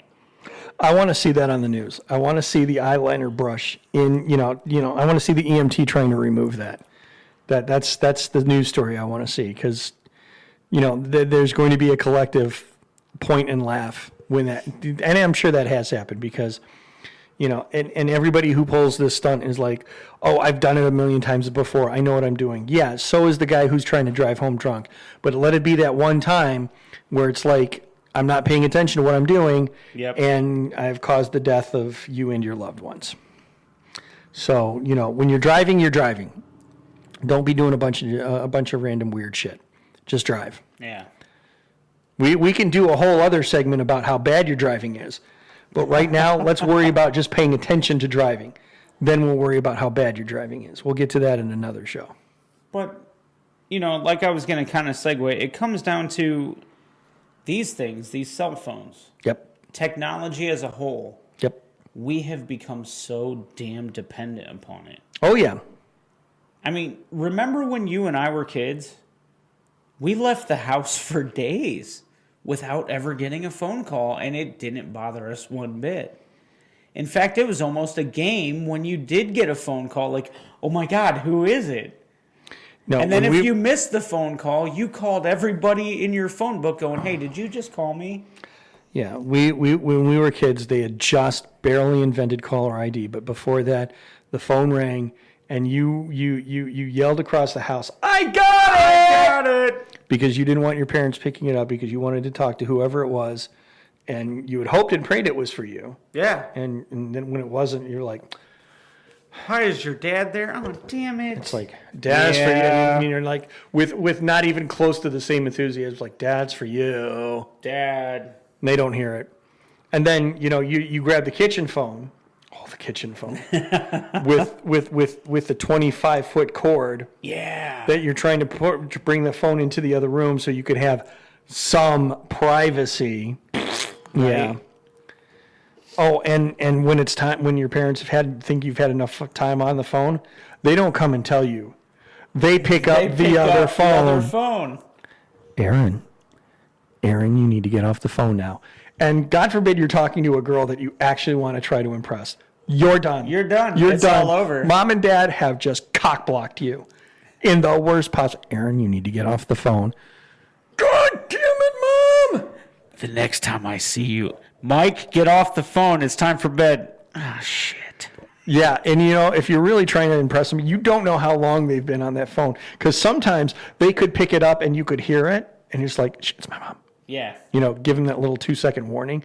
Sometimes they're really sneaky about it. They put their finger up underneath the receiver to push that button down. They put the receiver in their hand, and they very gently lift their finger to put the button up off the receiver, and then just cover the mouthpiece so they can listen in to hear what you're saying. And all of a sudden it's like, you're not doing that to my daughter. And I'm like, oh God. Fuck. I'm sorry, Mr. Smith. Well, it was nice talking to you. Maybe I'll see you and never.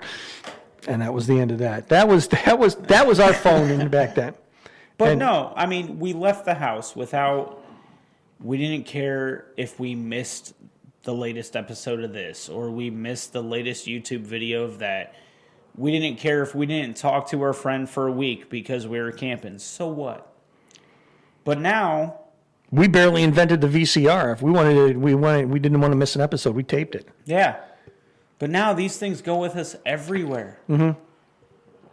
And in some ways it's fun and it's great, but they go with us every freaking where.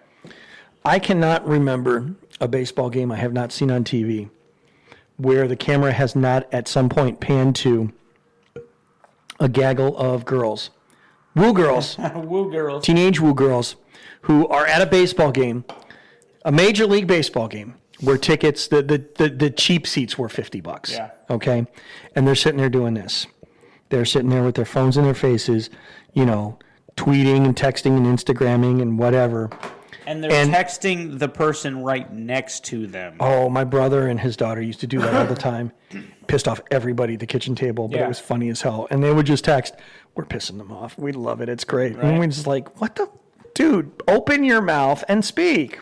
Now, I am going to say... Now, here's the fun part. It became a thing when it's like, when you wanted to say something to somebody in the same room and you didn't want everybody else to hear it. I was just because now...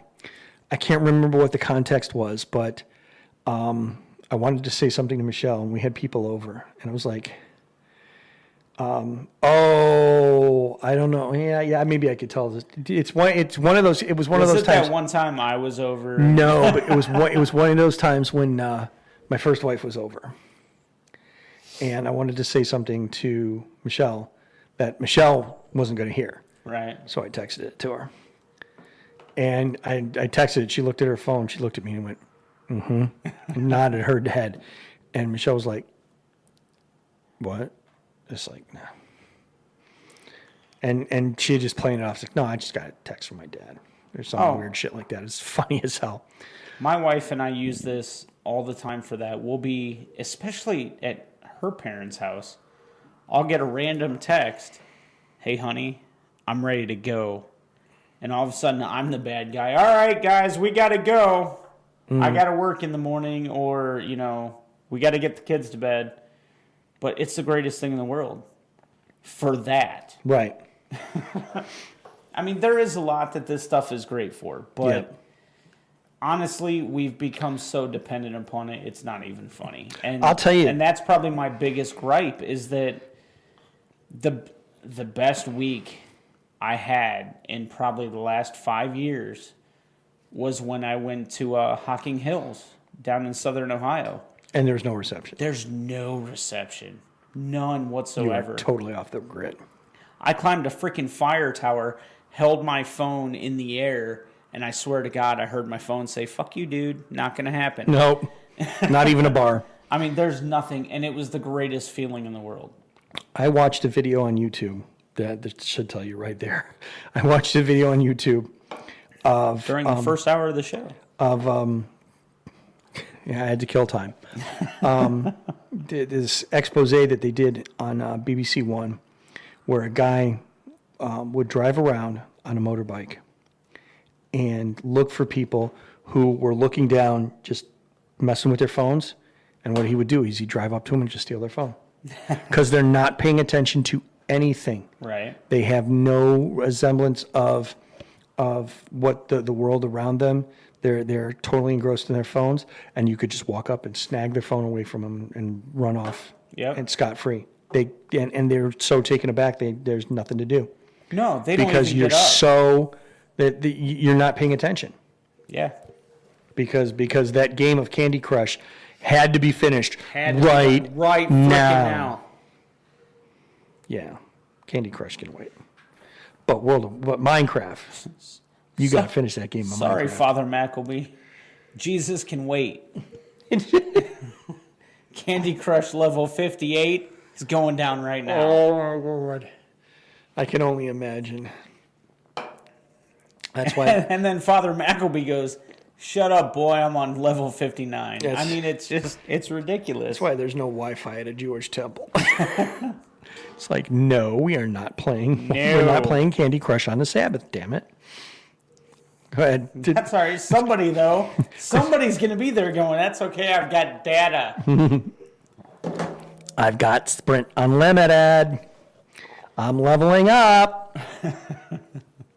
Why is everybody standing? Oh, wait, it's one of those prayers. Hang on. And you stand up and everybody sits down. Damn Candy Crush. There you go. Yeah, distracted driving. Talk about distracted praying. Right. There you go. Distracted anything. Now, having gone through distracted driving, both, phones and dogs. God, I wouldn't be, I'm sorry, but I wouldn't be surprised if somewhere, somehow, mid-sex, somebody was like, "Hey, honey." It's like, guess what Kim Kardashian just did? Yeah, I just got retweeted by Paul Heyman. I got retweeted by Paul Heyman once. Did I tell you that? Did you really? Well, actually, no. I got retweeted by a bunch of Paul Heyman's fans because I tweeted something to Paul Heyman, and he responded, and a bunch of people retweeted that. I was like, I'm internet famous for 30 seconds. It was something about he was cutting some promo on Raw, and he actually broke off in nomine patri filii spiritu sanctu. And I was like, holy crap, not bad for a Jewish kid from Brooklyn. Right. Or not bad for a Jewish kid from the Bronx. And he said, well, actually, I'm from Brooklyn, but thanks. And that got retweeted. I was like, first of all, Paul Heyman answered me. And then second of all, his fans retweeted it. So there you go. I was internet famous for 30 seconds. My buddy Keith, and I did that in the middle of sex because I watch Raw and have sex. My buddy Keith just made a comment that actually I can relate to. Sometimes you'll go 6, 7, 8 hours without looking at your phone. And when you realize you've done that, it's to the point now where that feels like an accomplishment. Right. Which is sad if you think about it. My accomplishment for today was I didn't look at my phone. There's so much more to life, seriously. But that's where society has taken us and where this technology has taken us. When the first time I left my phone at home and I realized I got to work, I was like, shit, I don't have my phone. I was like, what am I going to do? I left my phone at home. I'm like,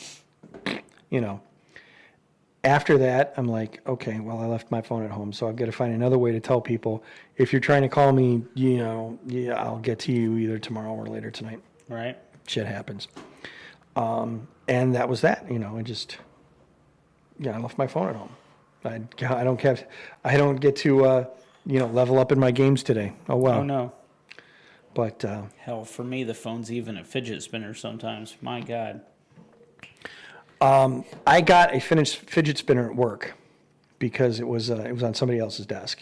I'm not there long enough to rate the really good swag. Right. And I found out why it was just kind of loitering on an empty desk. It actually has the casing's cracked, so one of the bearings keeps falling out if you spin it too fast. And it dawned on me that it was not even more than a year ago that these things were going for $25, $30 a pop. And now you can go to Pat Gatan's and get them 3 for $1.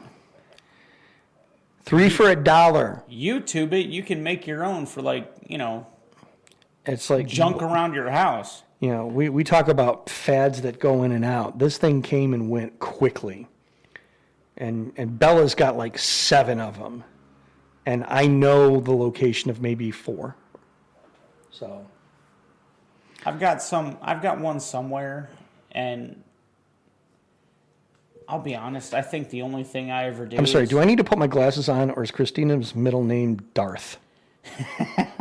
It's Darth. Give in to the dark side. It's Darth. Oh, Darth. Darth's special cousin. Give in to the dark side. We got tater tots. Search your feelings. Search your feelings, but not too close. That one's gonna express elevator to hell. Yep. You were gonna segue distracted driving to something else, and then I started talking I about was the just dogs. talking about how this has become a distraction in everyday life. Yep.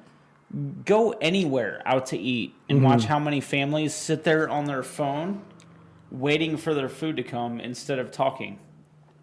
I've been guilty of that. I'm not going to lie. Now, I make the exception for my daughter because I let her use the iPad to keep from, the sensory overload of a crowded restaurant. Because the noise and the ambiance I got to segue away from this. All right. Who was it gave us Embrace the Ambiance last week? Was it Brandy or Victoria? It was one of the two Woo girls. I'm thinking it was Brandy, but I can't confirm. I think it was Brandy. I got Bella repeating that now. Not necessarily when she blows one, but Raise just the ambiance. but Dad. just, at random times. Here's the better part. Michelle hated it when I was saying that. I mean, hated it. I mean, do you have to say that? It was bad enough when you were announcing your farts, because she told us on the air, it's like, I hate it when you announce your farts with such panache. Right. And now it's like, now I'm not even, there's no panache. It's just embrace the ambiance. That's it. But now Bella is saying it. Imagine the You gotta level. be honest. The first couple times you actually said it that way, it was even better because she was like, "What? Oh God!" Yeah, and well, our thing used to be, "I'm sorry, Sean." Do you ever see Shaun of the Dead? Yes. Yes, I'm sorry, Sean. That would be our fart code. And you would know that within seconds you would be embracing the ambience. Well, I got Bella to repeat it, and now I'm sleeping on the couch for pretty much eternity. I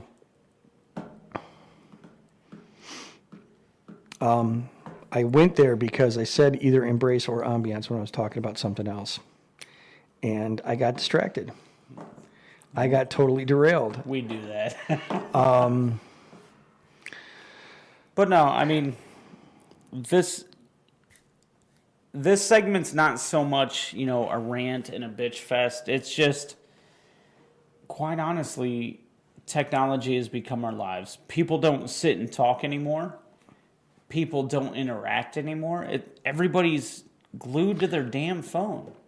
Okay, you were talking about dinner, and Right. I was talking about how I let Bella do the iPad because with her autism, she can't handle crowds, Yeah. she can't handle lights, but it's become a thing where it's like, I even have to, I leave it on the table, and I have to try to remember. It's like, okay, just put it away, but it'll end up going in my pocket, and I'll still end up going for it.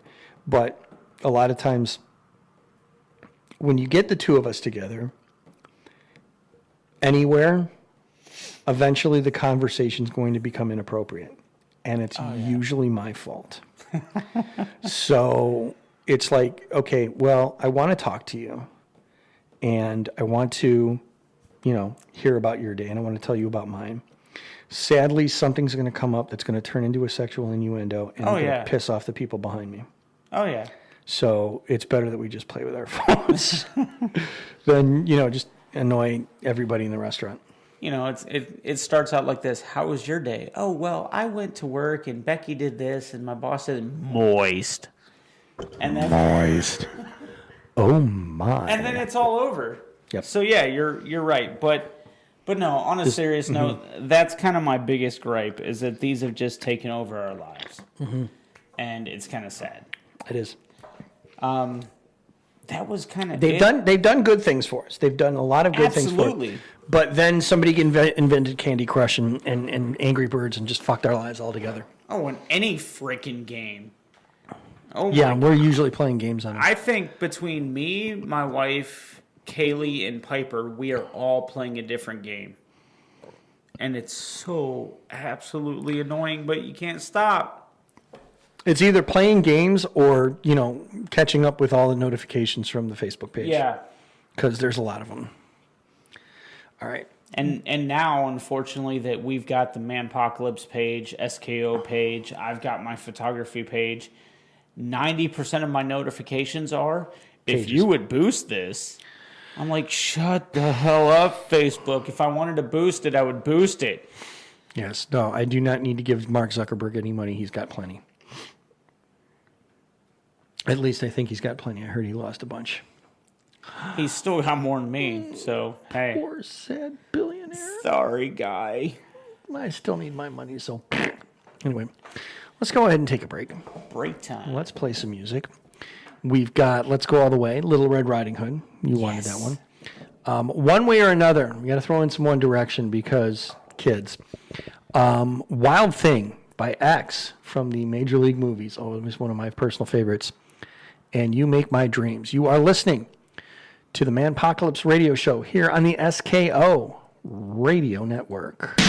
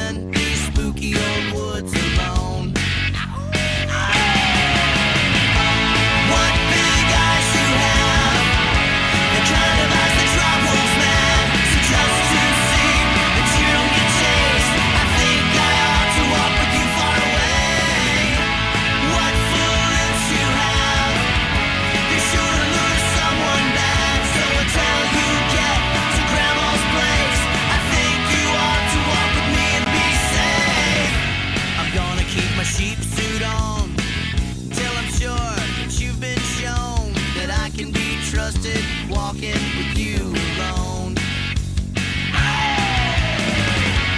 Little Red Riding Hood, I'd like to hold you if I could, but you might think I'm a big bad wolf, so I won't.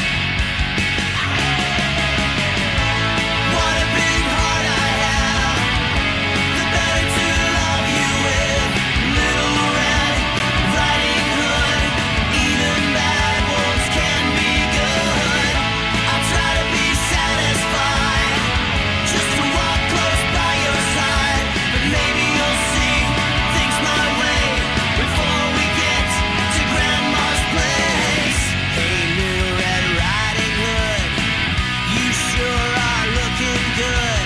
You're everything that a big bad wolf would want.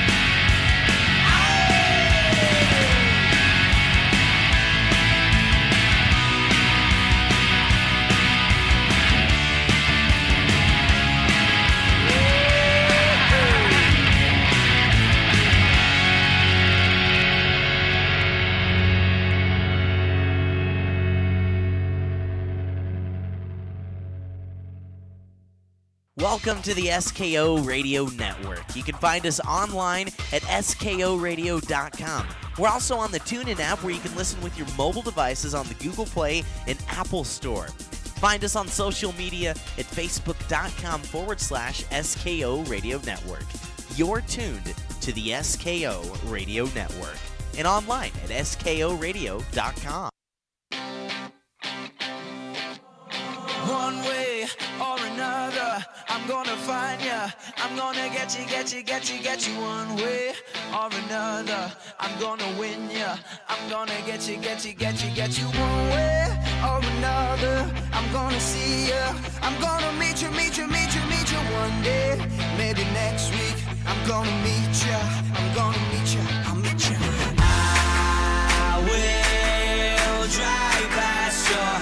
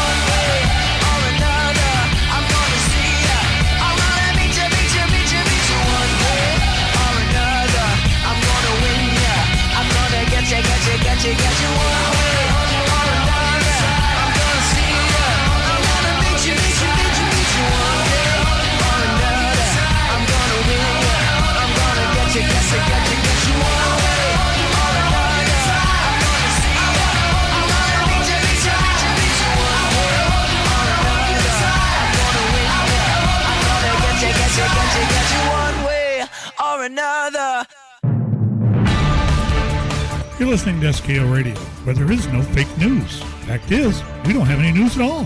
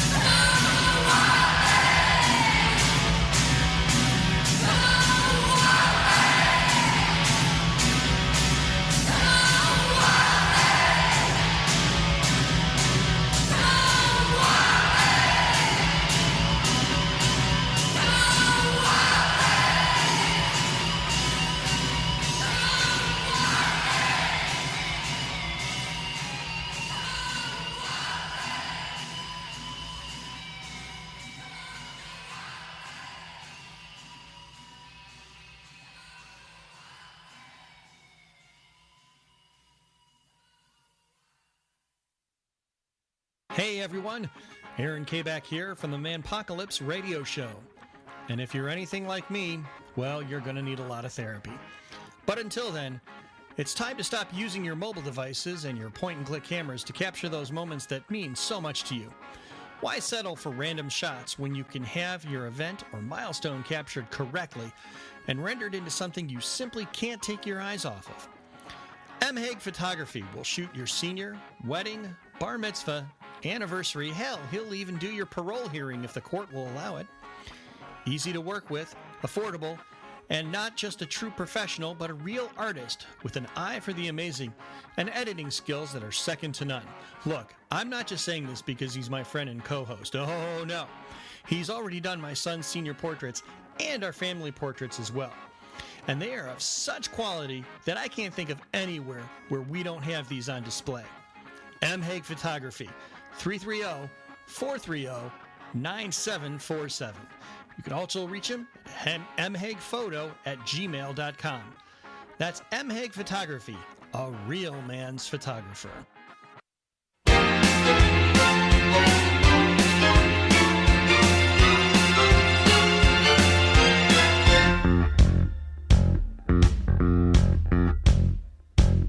What I want, you've got, and it might be hard to handle, but like a flame that burns the candle feeds the flame. What I've got's full stock of thoughts and dreams to scatter. Can you pull them all together? And how I can't explain, but you make my dreams come true.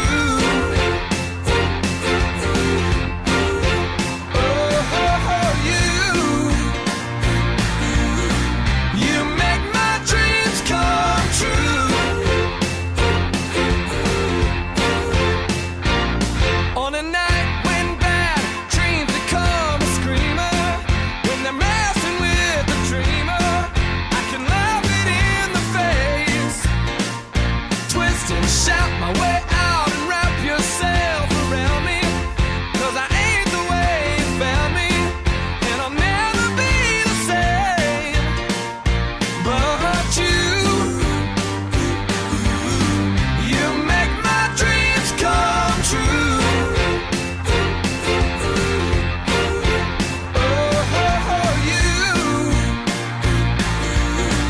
You make my dreams come true.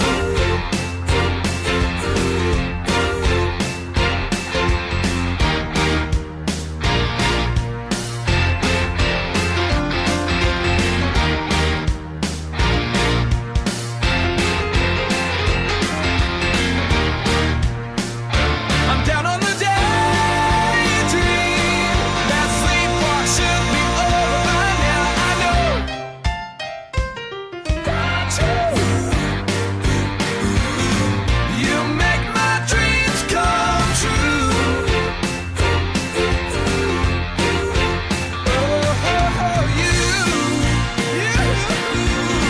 You make my dreams come true. I've been waiting for you, I've been waiting for you. My dreams are coming true. You make my dreams come true. My dreams are coming true.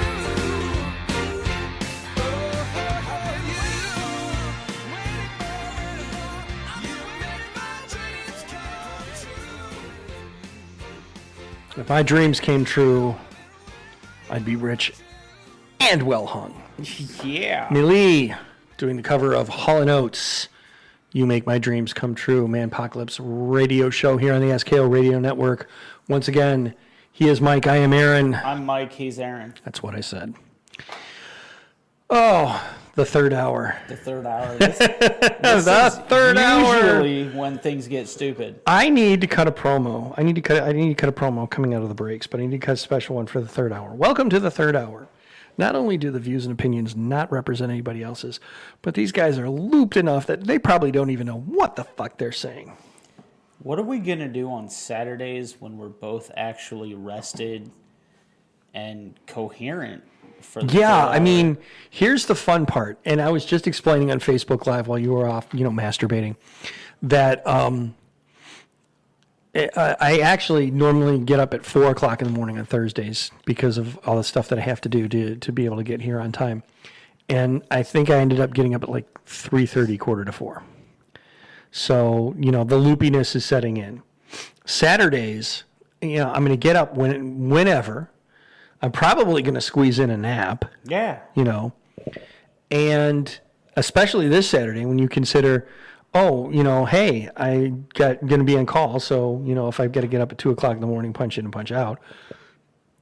God forbid the phone rings too at god awful whenever I need my password reset. Then I'm going to need extra sleep, but I'll sleep in, I'll get a nap, I'll be well rested, I'll be energized, and we're going to come in here and every hour is going to be loopy as shit. Oh, yeah. I got to share this real quick. Yep. Earl posted this. The Manpocalypse, rated moist. Listener discretion is advised. Listener discretion is encouraged. Look, you need to use your own judgment as to whether or not you want to listen to this shit. But no, Because we gonna get moist. Oh, yeah. But I mean, seriously, somebody was talking to me the other day about how our time slot right now on Thursday nights is sometimes difficult because we run until 10. People have to work the next morning.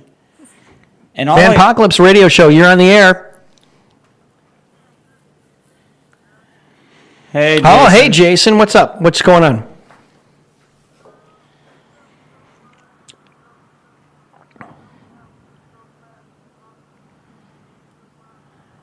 Okay.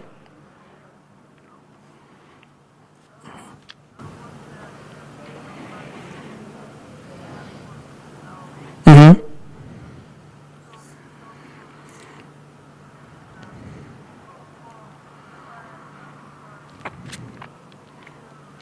Right.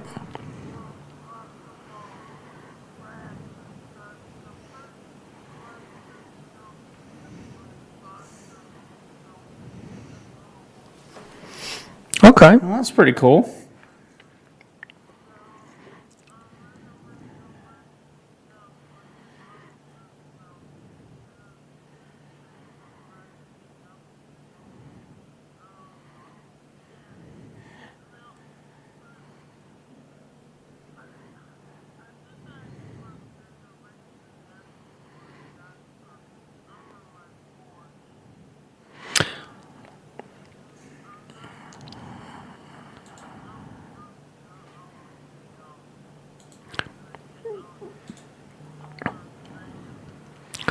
I have found originally when I started working, when I got back to, when I got to the schedule that I'm on now, I was getting up at, I was not able to sleep in, and I would get up at the same time regardless of what day of the week it was. And that was a problem because I really needed my rest, and I was napping more and more during the weekends, and that was taken away from my family time. But as time progressed, and I got more and more used to getting up at the same time every day, it got easier to sleep in on the weekends. Now, sleeping in, sadly, I would love to be able to sleep in until like 9, 10, 11 o'clock. But since I'm getting up at 4 or 5 in the morning, if I manage to sleep in until 7 or 8, I consider that a win. Exactly. I used to like to sleep in that way, but then it takes half of the day off. I mean, I wake up at 7:30 when I have to go work, so Right. 9 o'clock is the sleeping Yeah. for me. But my course, anyways, don't you think as we get old, I mean, are you, don't have to tell me your age, are you considered Generation X or Baby Boomer or Millennial? Dirt calls me old. This is Mike. I'm Generation X. Okay, I'm Generation X, I'm 45. I told my mom years ago, and years ago, that's before she retired, I said Generation X will be the first generation to retire to sweep in to like noon. And she told me no. Said she goes, we were not. I used to sleep in that late, and as you get older, you wake up earlier and earlier on your day off. And I'm noticing that. In my 20s, I used to sleep into like 9 or 10 o'clock. Right. Now I'm in my 40s. I'm waking up at so I've been getting up sometimes. But of course, I don't have wake up to 7:30. Sometimes I wake up about an hour and a half before I normally have to get up for work. But it's just, of course, even when days that I work, I do have to get up like hour and a half before I get up for work to take a throat pill because I gotta take the throat. I can't eat till about an hour after I take the pill, Right. and so that might be it. But I'm just thinking as Generation X gets older, Right.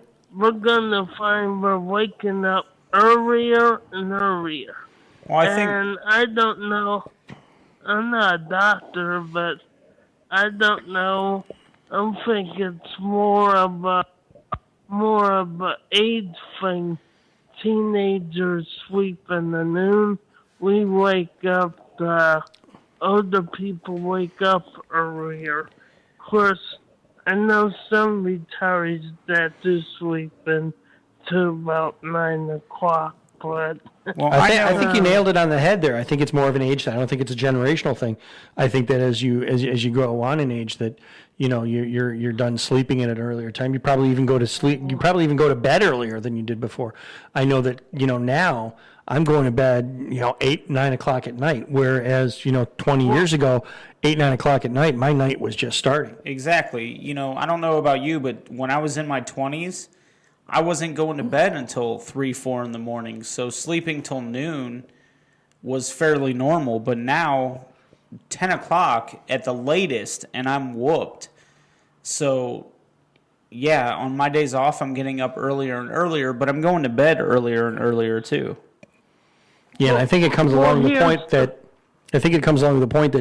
I would like to stay up till 10, 11, 12 o'clock and watch movies and play with my family and have a good time. But by the time that 8, 9 o'clock rolls around, I'm just wiped. And I try to stay up and the eyelids are floating. Here's the thing. Yep. I go upstairs to my room about 11 o'clock. Right. That I don't have work the next day. Yep. And I turn on my Alexis and I listen I can't mention the name of the radio show because Sure. Right. you guys don't care. But it's that UFO conspiracy show that comes on. Okay. And I listen to about 2 o'clock in the morning. Right. Then I'll turn it off if I don't have work next day. But even then, sometimes I'll fall asleep with it on, and I think Jason's got Alexis distracted sleeping. pointing- Yes. Yeah, but sometimes, but what's weird, sometimes I'll listen to then wake up and listen at FM station. Sure. But it's the way. I just think I remember being real, active, watching TV. Sure. I used to watch I mean, I remember what was that TV show, lady and the guy from Problem Child movies that played.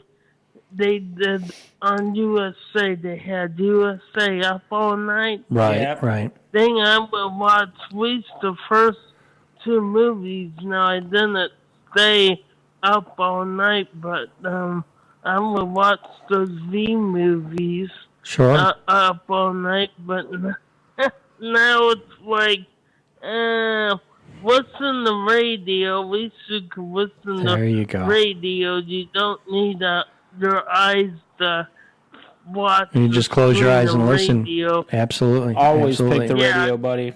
Yeah. Well, Jason, thank you so Almost much for the exact- call. Do appreciate here. I hope you get a good night's sleep and try to feel better. Okay. Always good to hear from Jason. Always good to hear. Always from good to Jason. hear from Jason. I think I missed a couple of his calls, but we finally got. The buttons. I should put like cyanide on the buttons. I think the first couple of minutes were just me going, yeah, because he was muted. Right. But You know, it wouldn't be a Manpocalypse if we didn't have technical difficulties. There you that's go. what we do. That's what we do. It's the You third know what hour. we fuck have off. not. We have not heard from a single woo girl. We did not open the phone lines that much today. No Victoria. So No, you know, they didn't even try though. It's disappointing. I think they wait for us to. I think they wait for us to say the phone lines are open because usually they let us, flying off for a while, which I appreciate. and then we let them know, hey, the phone lines are open. Which I appreciate, but the woo girls should at least try. The Woo Girls have I'm been just very being, active facetious. on Facebook. They've promised us meat we will not get, I know. and Brandy is no longer in the house. She's been chased away. She has been. But apparently Brandy cannot embrace the ambiance. She just does not have the ambiance. capacity. The ambiance. Bob's beef is too strong. The force is strong with this one. He's moving stuff with his ass. There you go. It surrounds us. It penetrates us. It binds the galaxy together. As Bob said, Bob's ass is the force. Go ahead. Just play that one through your head, kids. God, I hang out with Bob on a regular basis, and I'm not going to be able to look at him the same now. Yes, I'm. No, I'm trying to figure out why it's a peel thing. The Coke bottles now, you can peel the name off. That's kind of foobar. Am I going to find another name underneath? Wait, no, Look, you can peel the name off. I never noticed that. So what you're saying is I can share Stephanie with somebody else. You could share Stephanie with whomever you want. I don't think I can handle Stephanie tonight. Stephanie's too much for me. Stephanie's putting up a fight, which takes us back to our first topic, which is always wrong, ladies and gentlemen. Oh, sip and scan. I don't even want to know. I already scanned it. Oh, wait a minute. Woo girl. Stephanie, this Coke is for you. Woo girl has decided she's going to man up and dial the phone. Ladies and gentlemen, I bring you the woo girl who can't find a shirt that fits. It's Victoria. The original woo girl. Woohoo! What's up, fellas? What's up?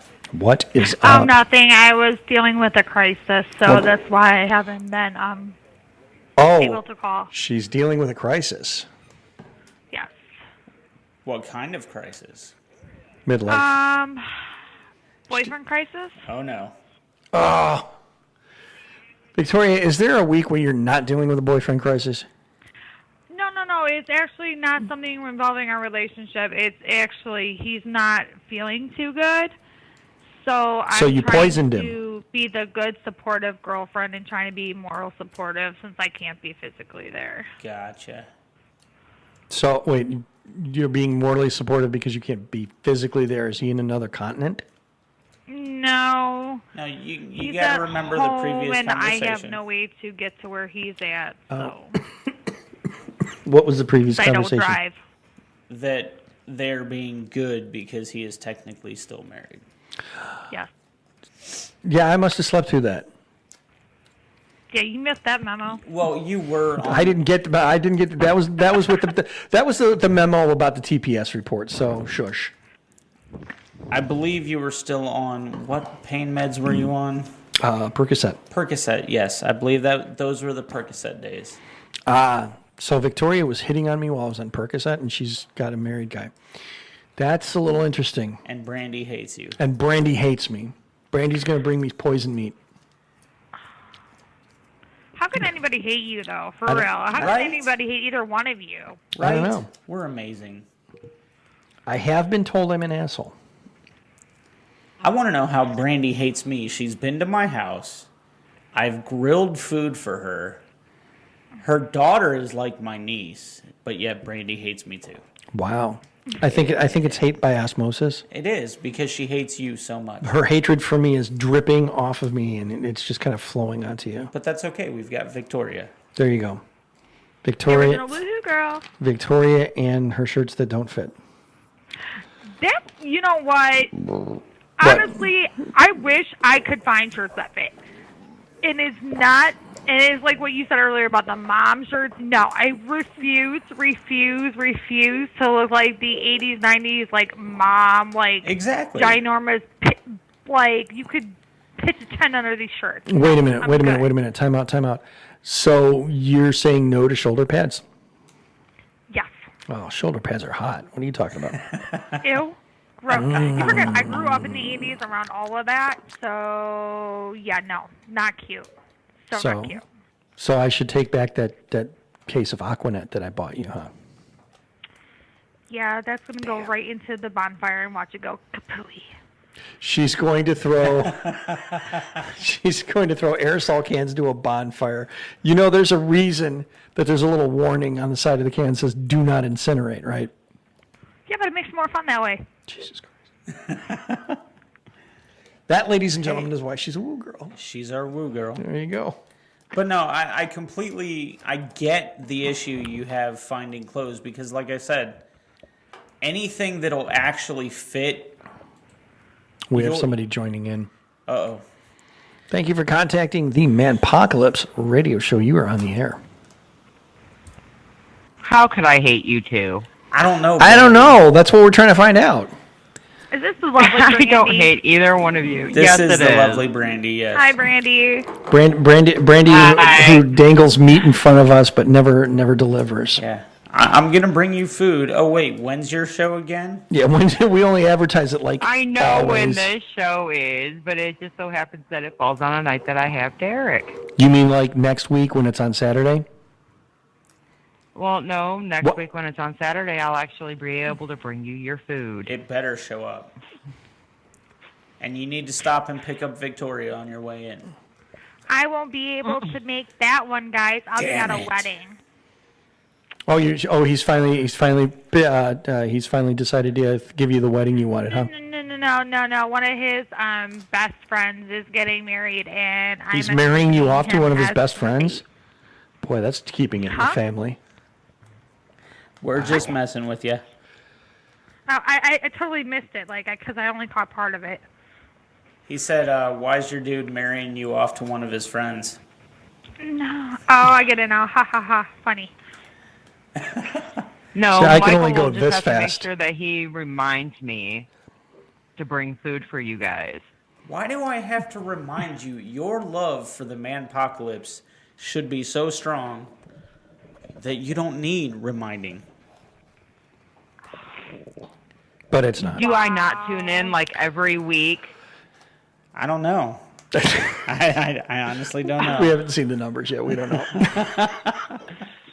This is like my third week calling in. You got to give us a snort. No. See, You guys can't. don't have me laughing hard enough. Yeah, that's the thing. You can't just say snort. I'll even take a fake one. That's like when Piper asks me to burp. It's like, it's not one of those on command things. Yeah, but the difference is when Piper asks you to do something, you find a way to do it. Yeah. But I was going to say, when Piper asks, you just do. What was that, Victoria? It's not like she can snort on command. Well, Not she like us probably women could, just, but like fake it like we could an orgasm with you men. Whoa. ooh. Oh. Wow. Well, you know what? I faked all my orgasms too. And trust me, when a guy fakes an orgasm, we can tell. Even though they don't think we can tell, we can totally tell. That wasn't really an orgasm coming out of me. I'm just saying. I'm just putting it out there. I'm just saying. Go ahead. Follow that line of thought. I'll wait. Woo! Here it comes. The Here it snort's coming. comes. Anyway. It's coming. Women fake orgasms like men fake relationships. Pretty much. Yes! Dude, that was a mega That was snort. a massive snort. I think she just inhaled half of Canton. It's like all up her nose now. Victoria, are you okay? To be every time. It's like women need a reason to make love. Men just need a place.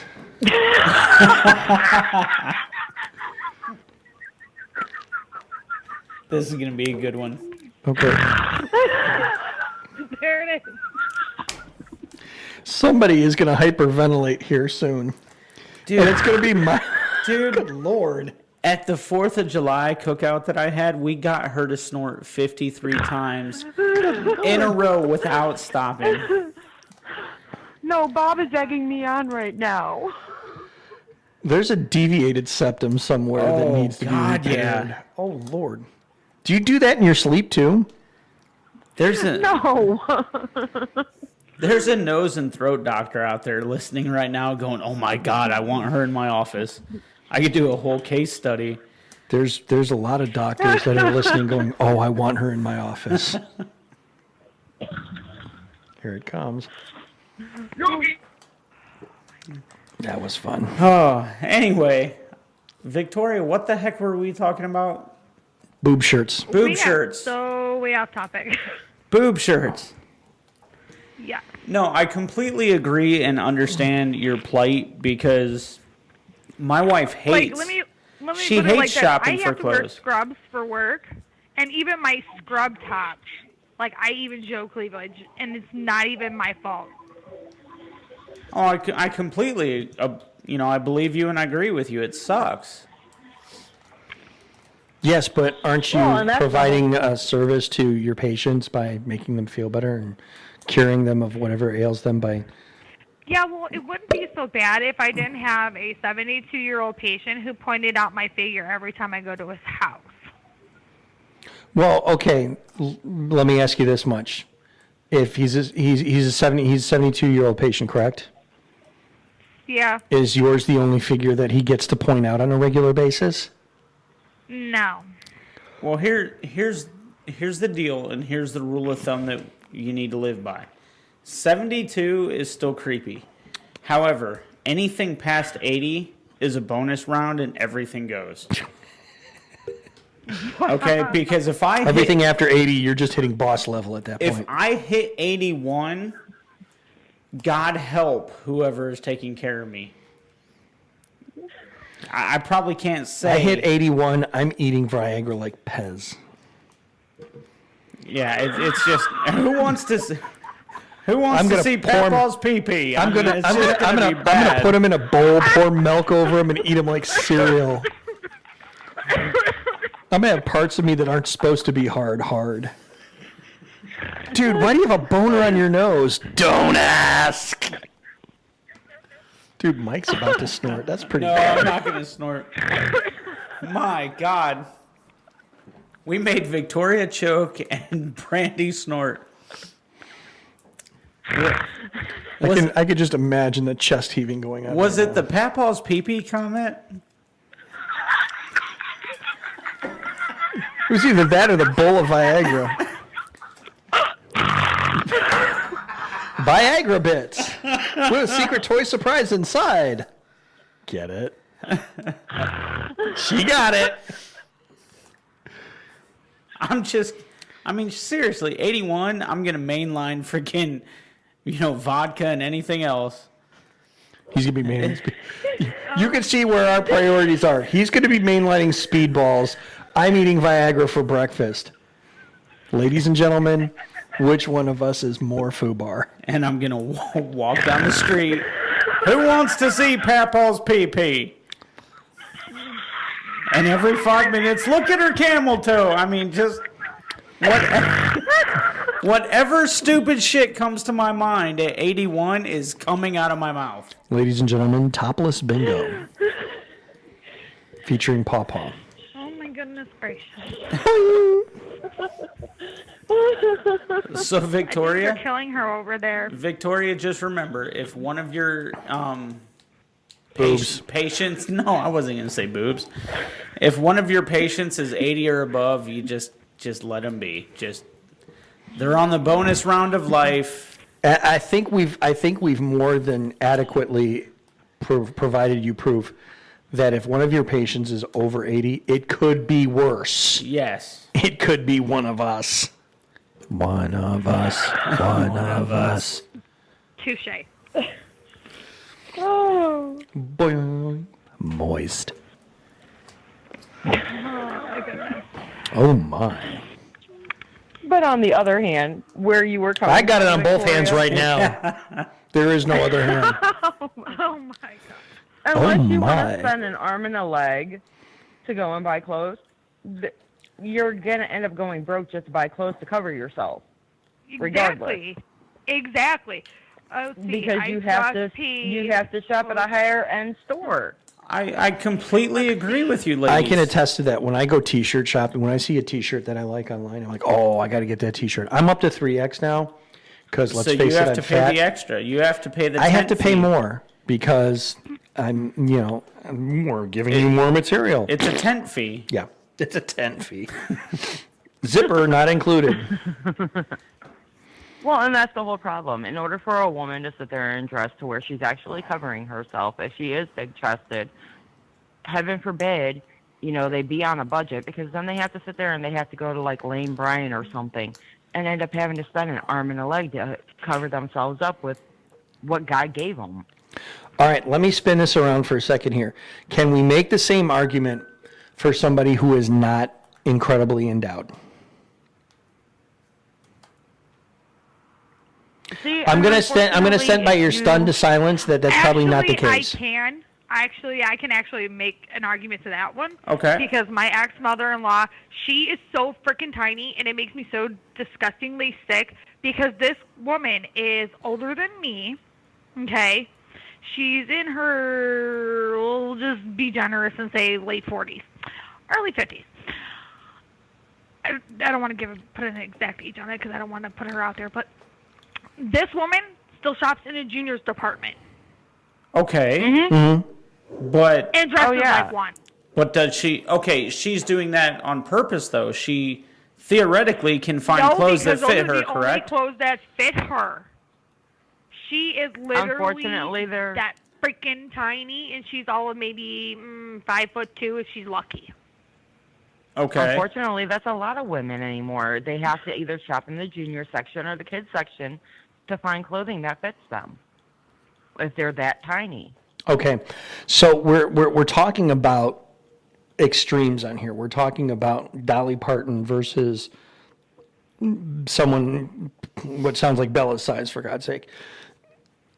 Average, I don't want to call typical, I don't want to call average, and I certainly don't want to use the word normal because nobody's normal here. Right. But the top of the bell curve here, okay, where the majority of people reside, okay, you have the choice of going out and getting clothes that will fit you, that will present a professional image, and yet you went out and you're coming to work with juicy written across your ass. There's no reason for that. That's unprofessional. Okay, and can I break in here for a second? I want to get something here because this is actually a story that I've been following for quite some time, and I've actually, when I had money, I actually made contributions to this, despite the fact that it had no bearance on me because I've listened to this guy speak, and you're talking about someone who's getting into politics who's not a politician. If anybody knows the name Glenn Jacobs, consider yourself lucky. If you don't, think of Kane from the World Wrestling Entertainment. Breaking news. He was running for mayor of Knox County, Tennessee, where he resides. He actually runs a insurance agency there, a very successful insurance agency. I've listened to his talks. I've listened to him speak. I've listened to him get on TV shows. He's very articulate. He was running as a libertarian, and then he ran. I think he ran as a Republican. Either way, I believe so, but I'm not sure. But he actually won. Glenn Jacobs won his election. He will be the new mayor of Knox County, and I think that speaks volumes from a manly standpoint, that someone whom a lot of people in mainstream will think, oh, okay, professional wrestling, rednecks, beer, idiocy, things like that. Meathead. Really articulate. Takes me back to John Layfield, who was Bradshaw. Right. One of the smartest guys when it comes to money and investing that I've ever listened to speak. He's got his head on straight when it comes to the market, and you don't expect that from somebody who got famous by doing glorified stunt work. So, good job, Glenn. We're proud of you. The Manpocalypse salutes you.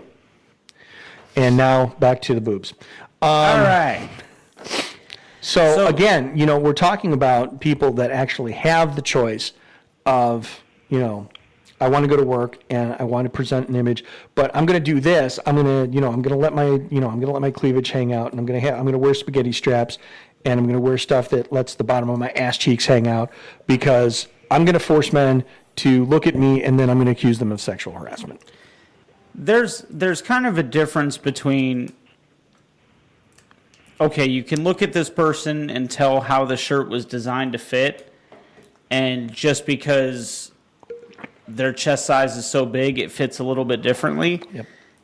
And there's a complete difference between, okay, I'm going to unbutton 6 buttons, or I'm going to wear a shirt that honestly is so damn tight that you could measure the circumference of my areolas with your eyes. Yeah, so obviously, I... Don't laugh, I've done it. Obviously... I used to, I'm sure you have. Hey, Brandy, watch it. Watch it. Or I'll give out that number on the air. Don't even go there. Embrace. I go shopping. I actually, go shopping with my wife, and I know how hard she struggles to find clothes that fit her. And she has two Let me choices. put it like this: if I could afford the surgery to have these bad boys reduced, I would. Why? No, I want to hear the legitimate why. As my friend John would put it, more than a mouthful is a waste. No. Okay, so somebody else told you to do it. Why do you want to do it? Why do you want to? No. I'm saying if I could afford it, I would do it. And you asked me why, and I said, well, as my friend John would put it, so you a can. good reason to do it is more than a mouthful is a waste. If you catch my drift. I catch your drift. I catch your drift. I've been able to put more than a mouthful in never. Why am I not surprised? But again, I think you're. Okay, so you were just quoting John. Never mind. So you're just basically not pleased with how they turned out. Don't get me wrong. I'm not trying to get you wrong. I'm trying to get you right. Perks, as far as She called me I've never gotten a ticket. I've gotten out of some pretty questionable situations. You realize they're not getting you out of this, right? Right. No, they're not going to get me out of this, but but on the flip side though, I deal with back pain. I deal with shirts there you that don't go. fit. I deal with my chest hurting when I'm sick because they're so enormous. She's talking about them like she's got bowling balls. I did not get the opportunity where I to. started from 7, 8, 10 years ago, they're twice the size I started with. Yeah, listen. At some point, I mean, I'll get if you would have been in, there's no good way for me to say this. She's quite large. Boing. Yeah, her. Okay. My sister, my youngest sister, is in the same boat, and her reasoning is that she suffers from ridiculous back pain, right? Because she is so incredibly top heavy, and I cannot imagine having to go through life being that off center. No. That that having to try to walk with okay, well this is heavier up front and then the back and the top is heavier than the bottom, blah blah blah. It's like fuck that, So yeah, I mean I could get behind the whole idea that they're so enormous that you're carrying so much extra weight that your lower back is saying, yeah, I'm not going to deal with this. I guess here's my stance on it.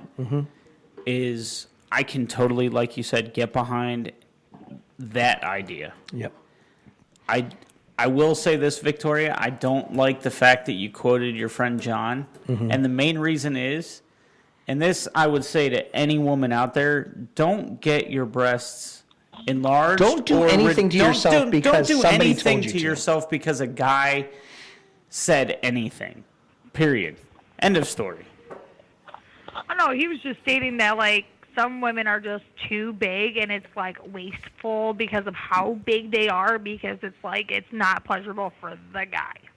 And I get it. I get where he's coming from on that.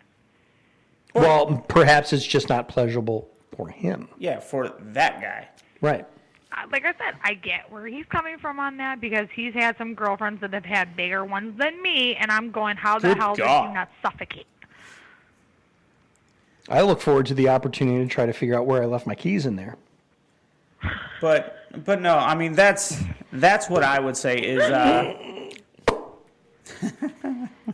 I do the sound effects, but unless you're watching on Facebook, you got to catch the visual. But no, I don't like the idea. And I know women that have gotten, their breasts enlarged for a man, and it's like, come on. Don't get me wrong. I'm a guy. I'll just flat out say it. I'm a guy. I like big ones, small ones, middle ones. I don't care. Breasts are breasts. I love them all. Men are temporary. Breasts are forever. Exactly. Don't do anything like that because of what a guy says. Do it because if you want to get them, reduced, do it because you don't like the back pain or you don't like the, Well, that would be my main reason, though. There we go. That's what we wanted. If you're going to do something like that, I want to know, as your friend and as, you being a Manpocalypse woo girl, I want to know that you're doing it for you. Now, tell me, why should I get mine enlarged? Oh, my God. I'm going to say you shouldn't because I'm going to protect you a little bit here and say you need your wife. I have a feeling if you got your breasts enlarged, she'd be jealous. You may just decide you don't need her after that point. I don't know. No, I'd be scared for you, buddy. That's if I could get my spine augmented. If I could get my spine augmented, then yeah, no. Did we just get another snort? I think we got a snort out of Victoria. I need clarification on that snort. A little bit. A little bit. So spine augmentation gets Victoria to snort. Yeah. Your boyfriend liked that one too. But no, ladies, don't do anything physically to your bodies just because of a man. That's the Manpocalypse man tip of the night. Man tip. Okay, on that note, there's one thing I want to jump on here. And I'm going to try to do this without getting ridiculously emotional. Every time I look at my phone, the main screen of my phone, I'm going to leave the women on the phone for this. I don't mind. But we're nearing the end, and I wanted to take time to do this. My phone tells me the calendar date and the Hebrew date, the joys of being Jewish.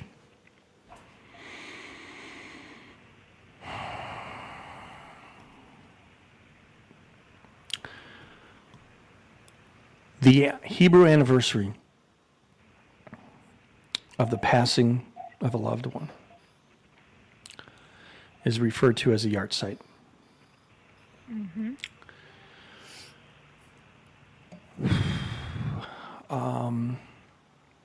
36 years. 36 years. I have to think of the math. 36 years. Tonight is my mother's 36th yard site. Tonight, as the sun went down. And I only bring this up because I shared a link on the Manpocalypse page a few days ago, maybe a week ago. And I'm going to share it again later this week when I get an opportunity. My sister, Erica, is raising money in a bike race. We have Velisano out here. Mm-hmm. They call it something else in Columbus. And sadly, it escapes me what it's called. But she's running this bike race. How about that? It pops right up. Erica, she's right there in the front. And if I can scroll and waste time and listen to the sound of my own voice, there we go. Pelotonia. Yeah. Okay. She's riding 55 miles. Now, I try not to tear up when I look at that post because my sister is the spitting image of our mother. And when my brother got married the first time, I lost it when I looked at her and I saw our mom. Right. You'd say 36 years is a long time, and it is. She'd passed when I wasn't even 12 yet. And all I can remember of her was her being sick, because in the late 70s, early 80s, nobody knew what to do with cancer. Yeah. They had no idea. Their only idea of what to do with cancer was to radiate the shit out of it and hope for the best. And I only remember her being sick. I only remember years, plural, of going to Toledo Hospital for dinner every night. So the fact that my sister can do this, the fact that my sister has the ability to do this, and here I am, old, fat, and falling apart, it means a lot to me to try to support her in every way I can. And I've been graciously granted a voice to masses and masses and masses of people. So if you are listening, check out the Manpocalypse Facebook page within the next couple of days. I'm going to repost that link. And if you can, go to the link for the Pelotonia race to raise funds for cancer research. Cancer sucks. It's a shitty thing. We just had the Stan Pyatt fundraiser. And, I mean, I can't think of anybody who hasn't been touched by cancer. But ever since I was a little boy, cancer fucked up my life pretty bad. And I've made it a point of finding causes that truly, truly look for a cure to eradicate this shitty disease. Right. And end the suffering and end the loss. And so on this, the 36th anniversary of her passing, I just wanted anyone and everyone to know that she is still loved, that she is still missed, that we still think about her, and we're still doing what we can to make sure that nobody has to suffer, nobody else has to suffer what she did.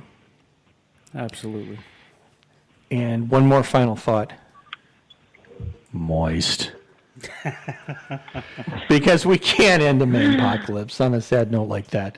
So moist it up. Ladies, gentlemen, Woo girls, thank you so much. Woo girls, thank you for being on the line. We will talk to you again next week. You are both supposed to be here next week with food and shirts that don't Saturday. Next Saturday. Saturday. Saturday, the 11th of August. 7 to 10, same time, different day. The SKO Radio Network at skoradio.com or the TuneIn app. You've been listening to the Manpocalypse Radio Show. Don't forget to finish big. Finish strong. And finish anywhere. Good night. Good night, God everybody. bless.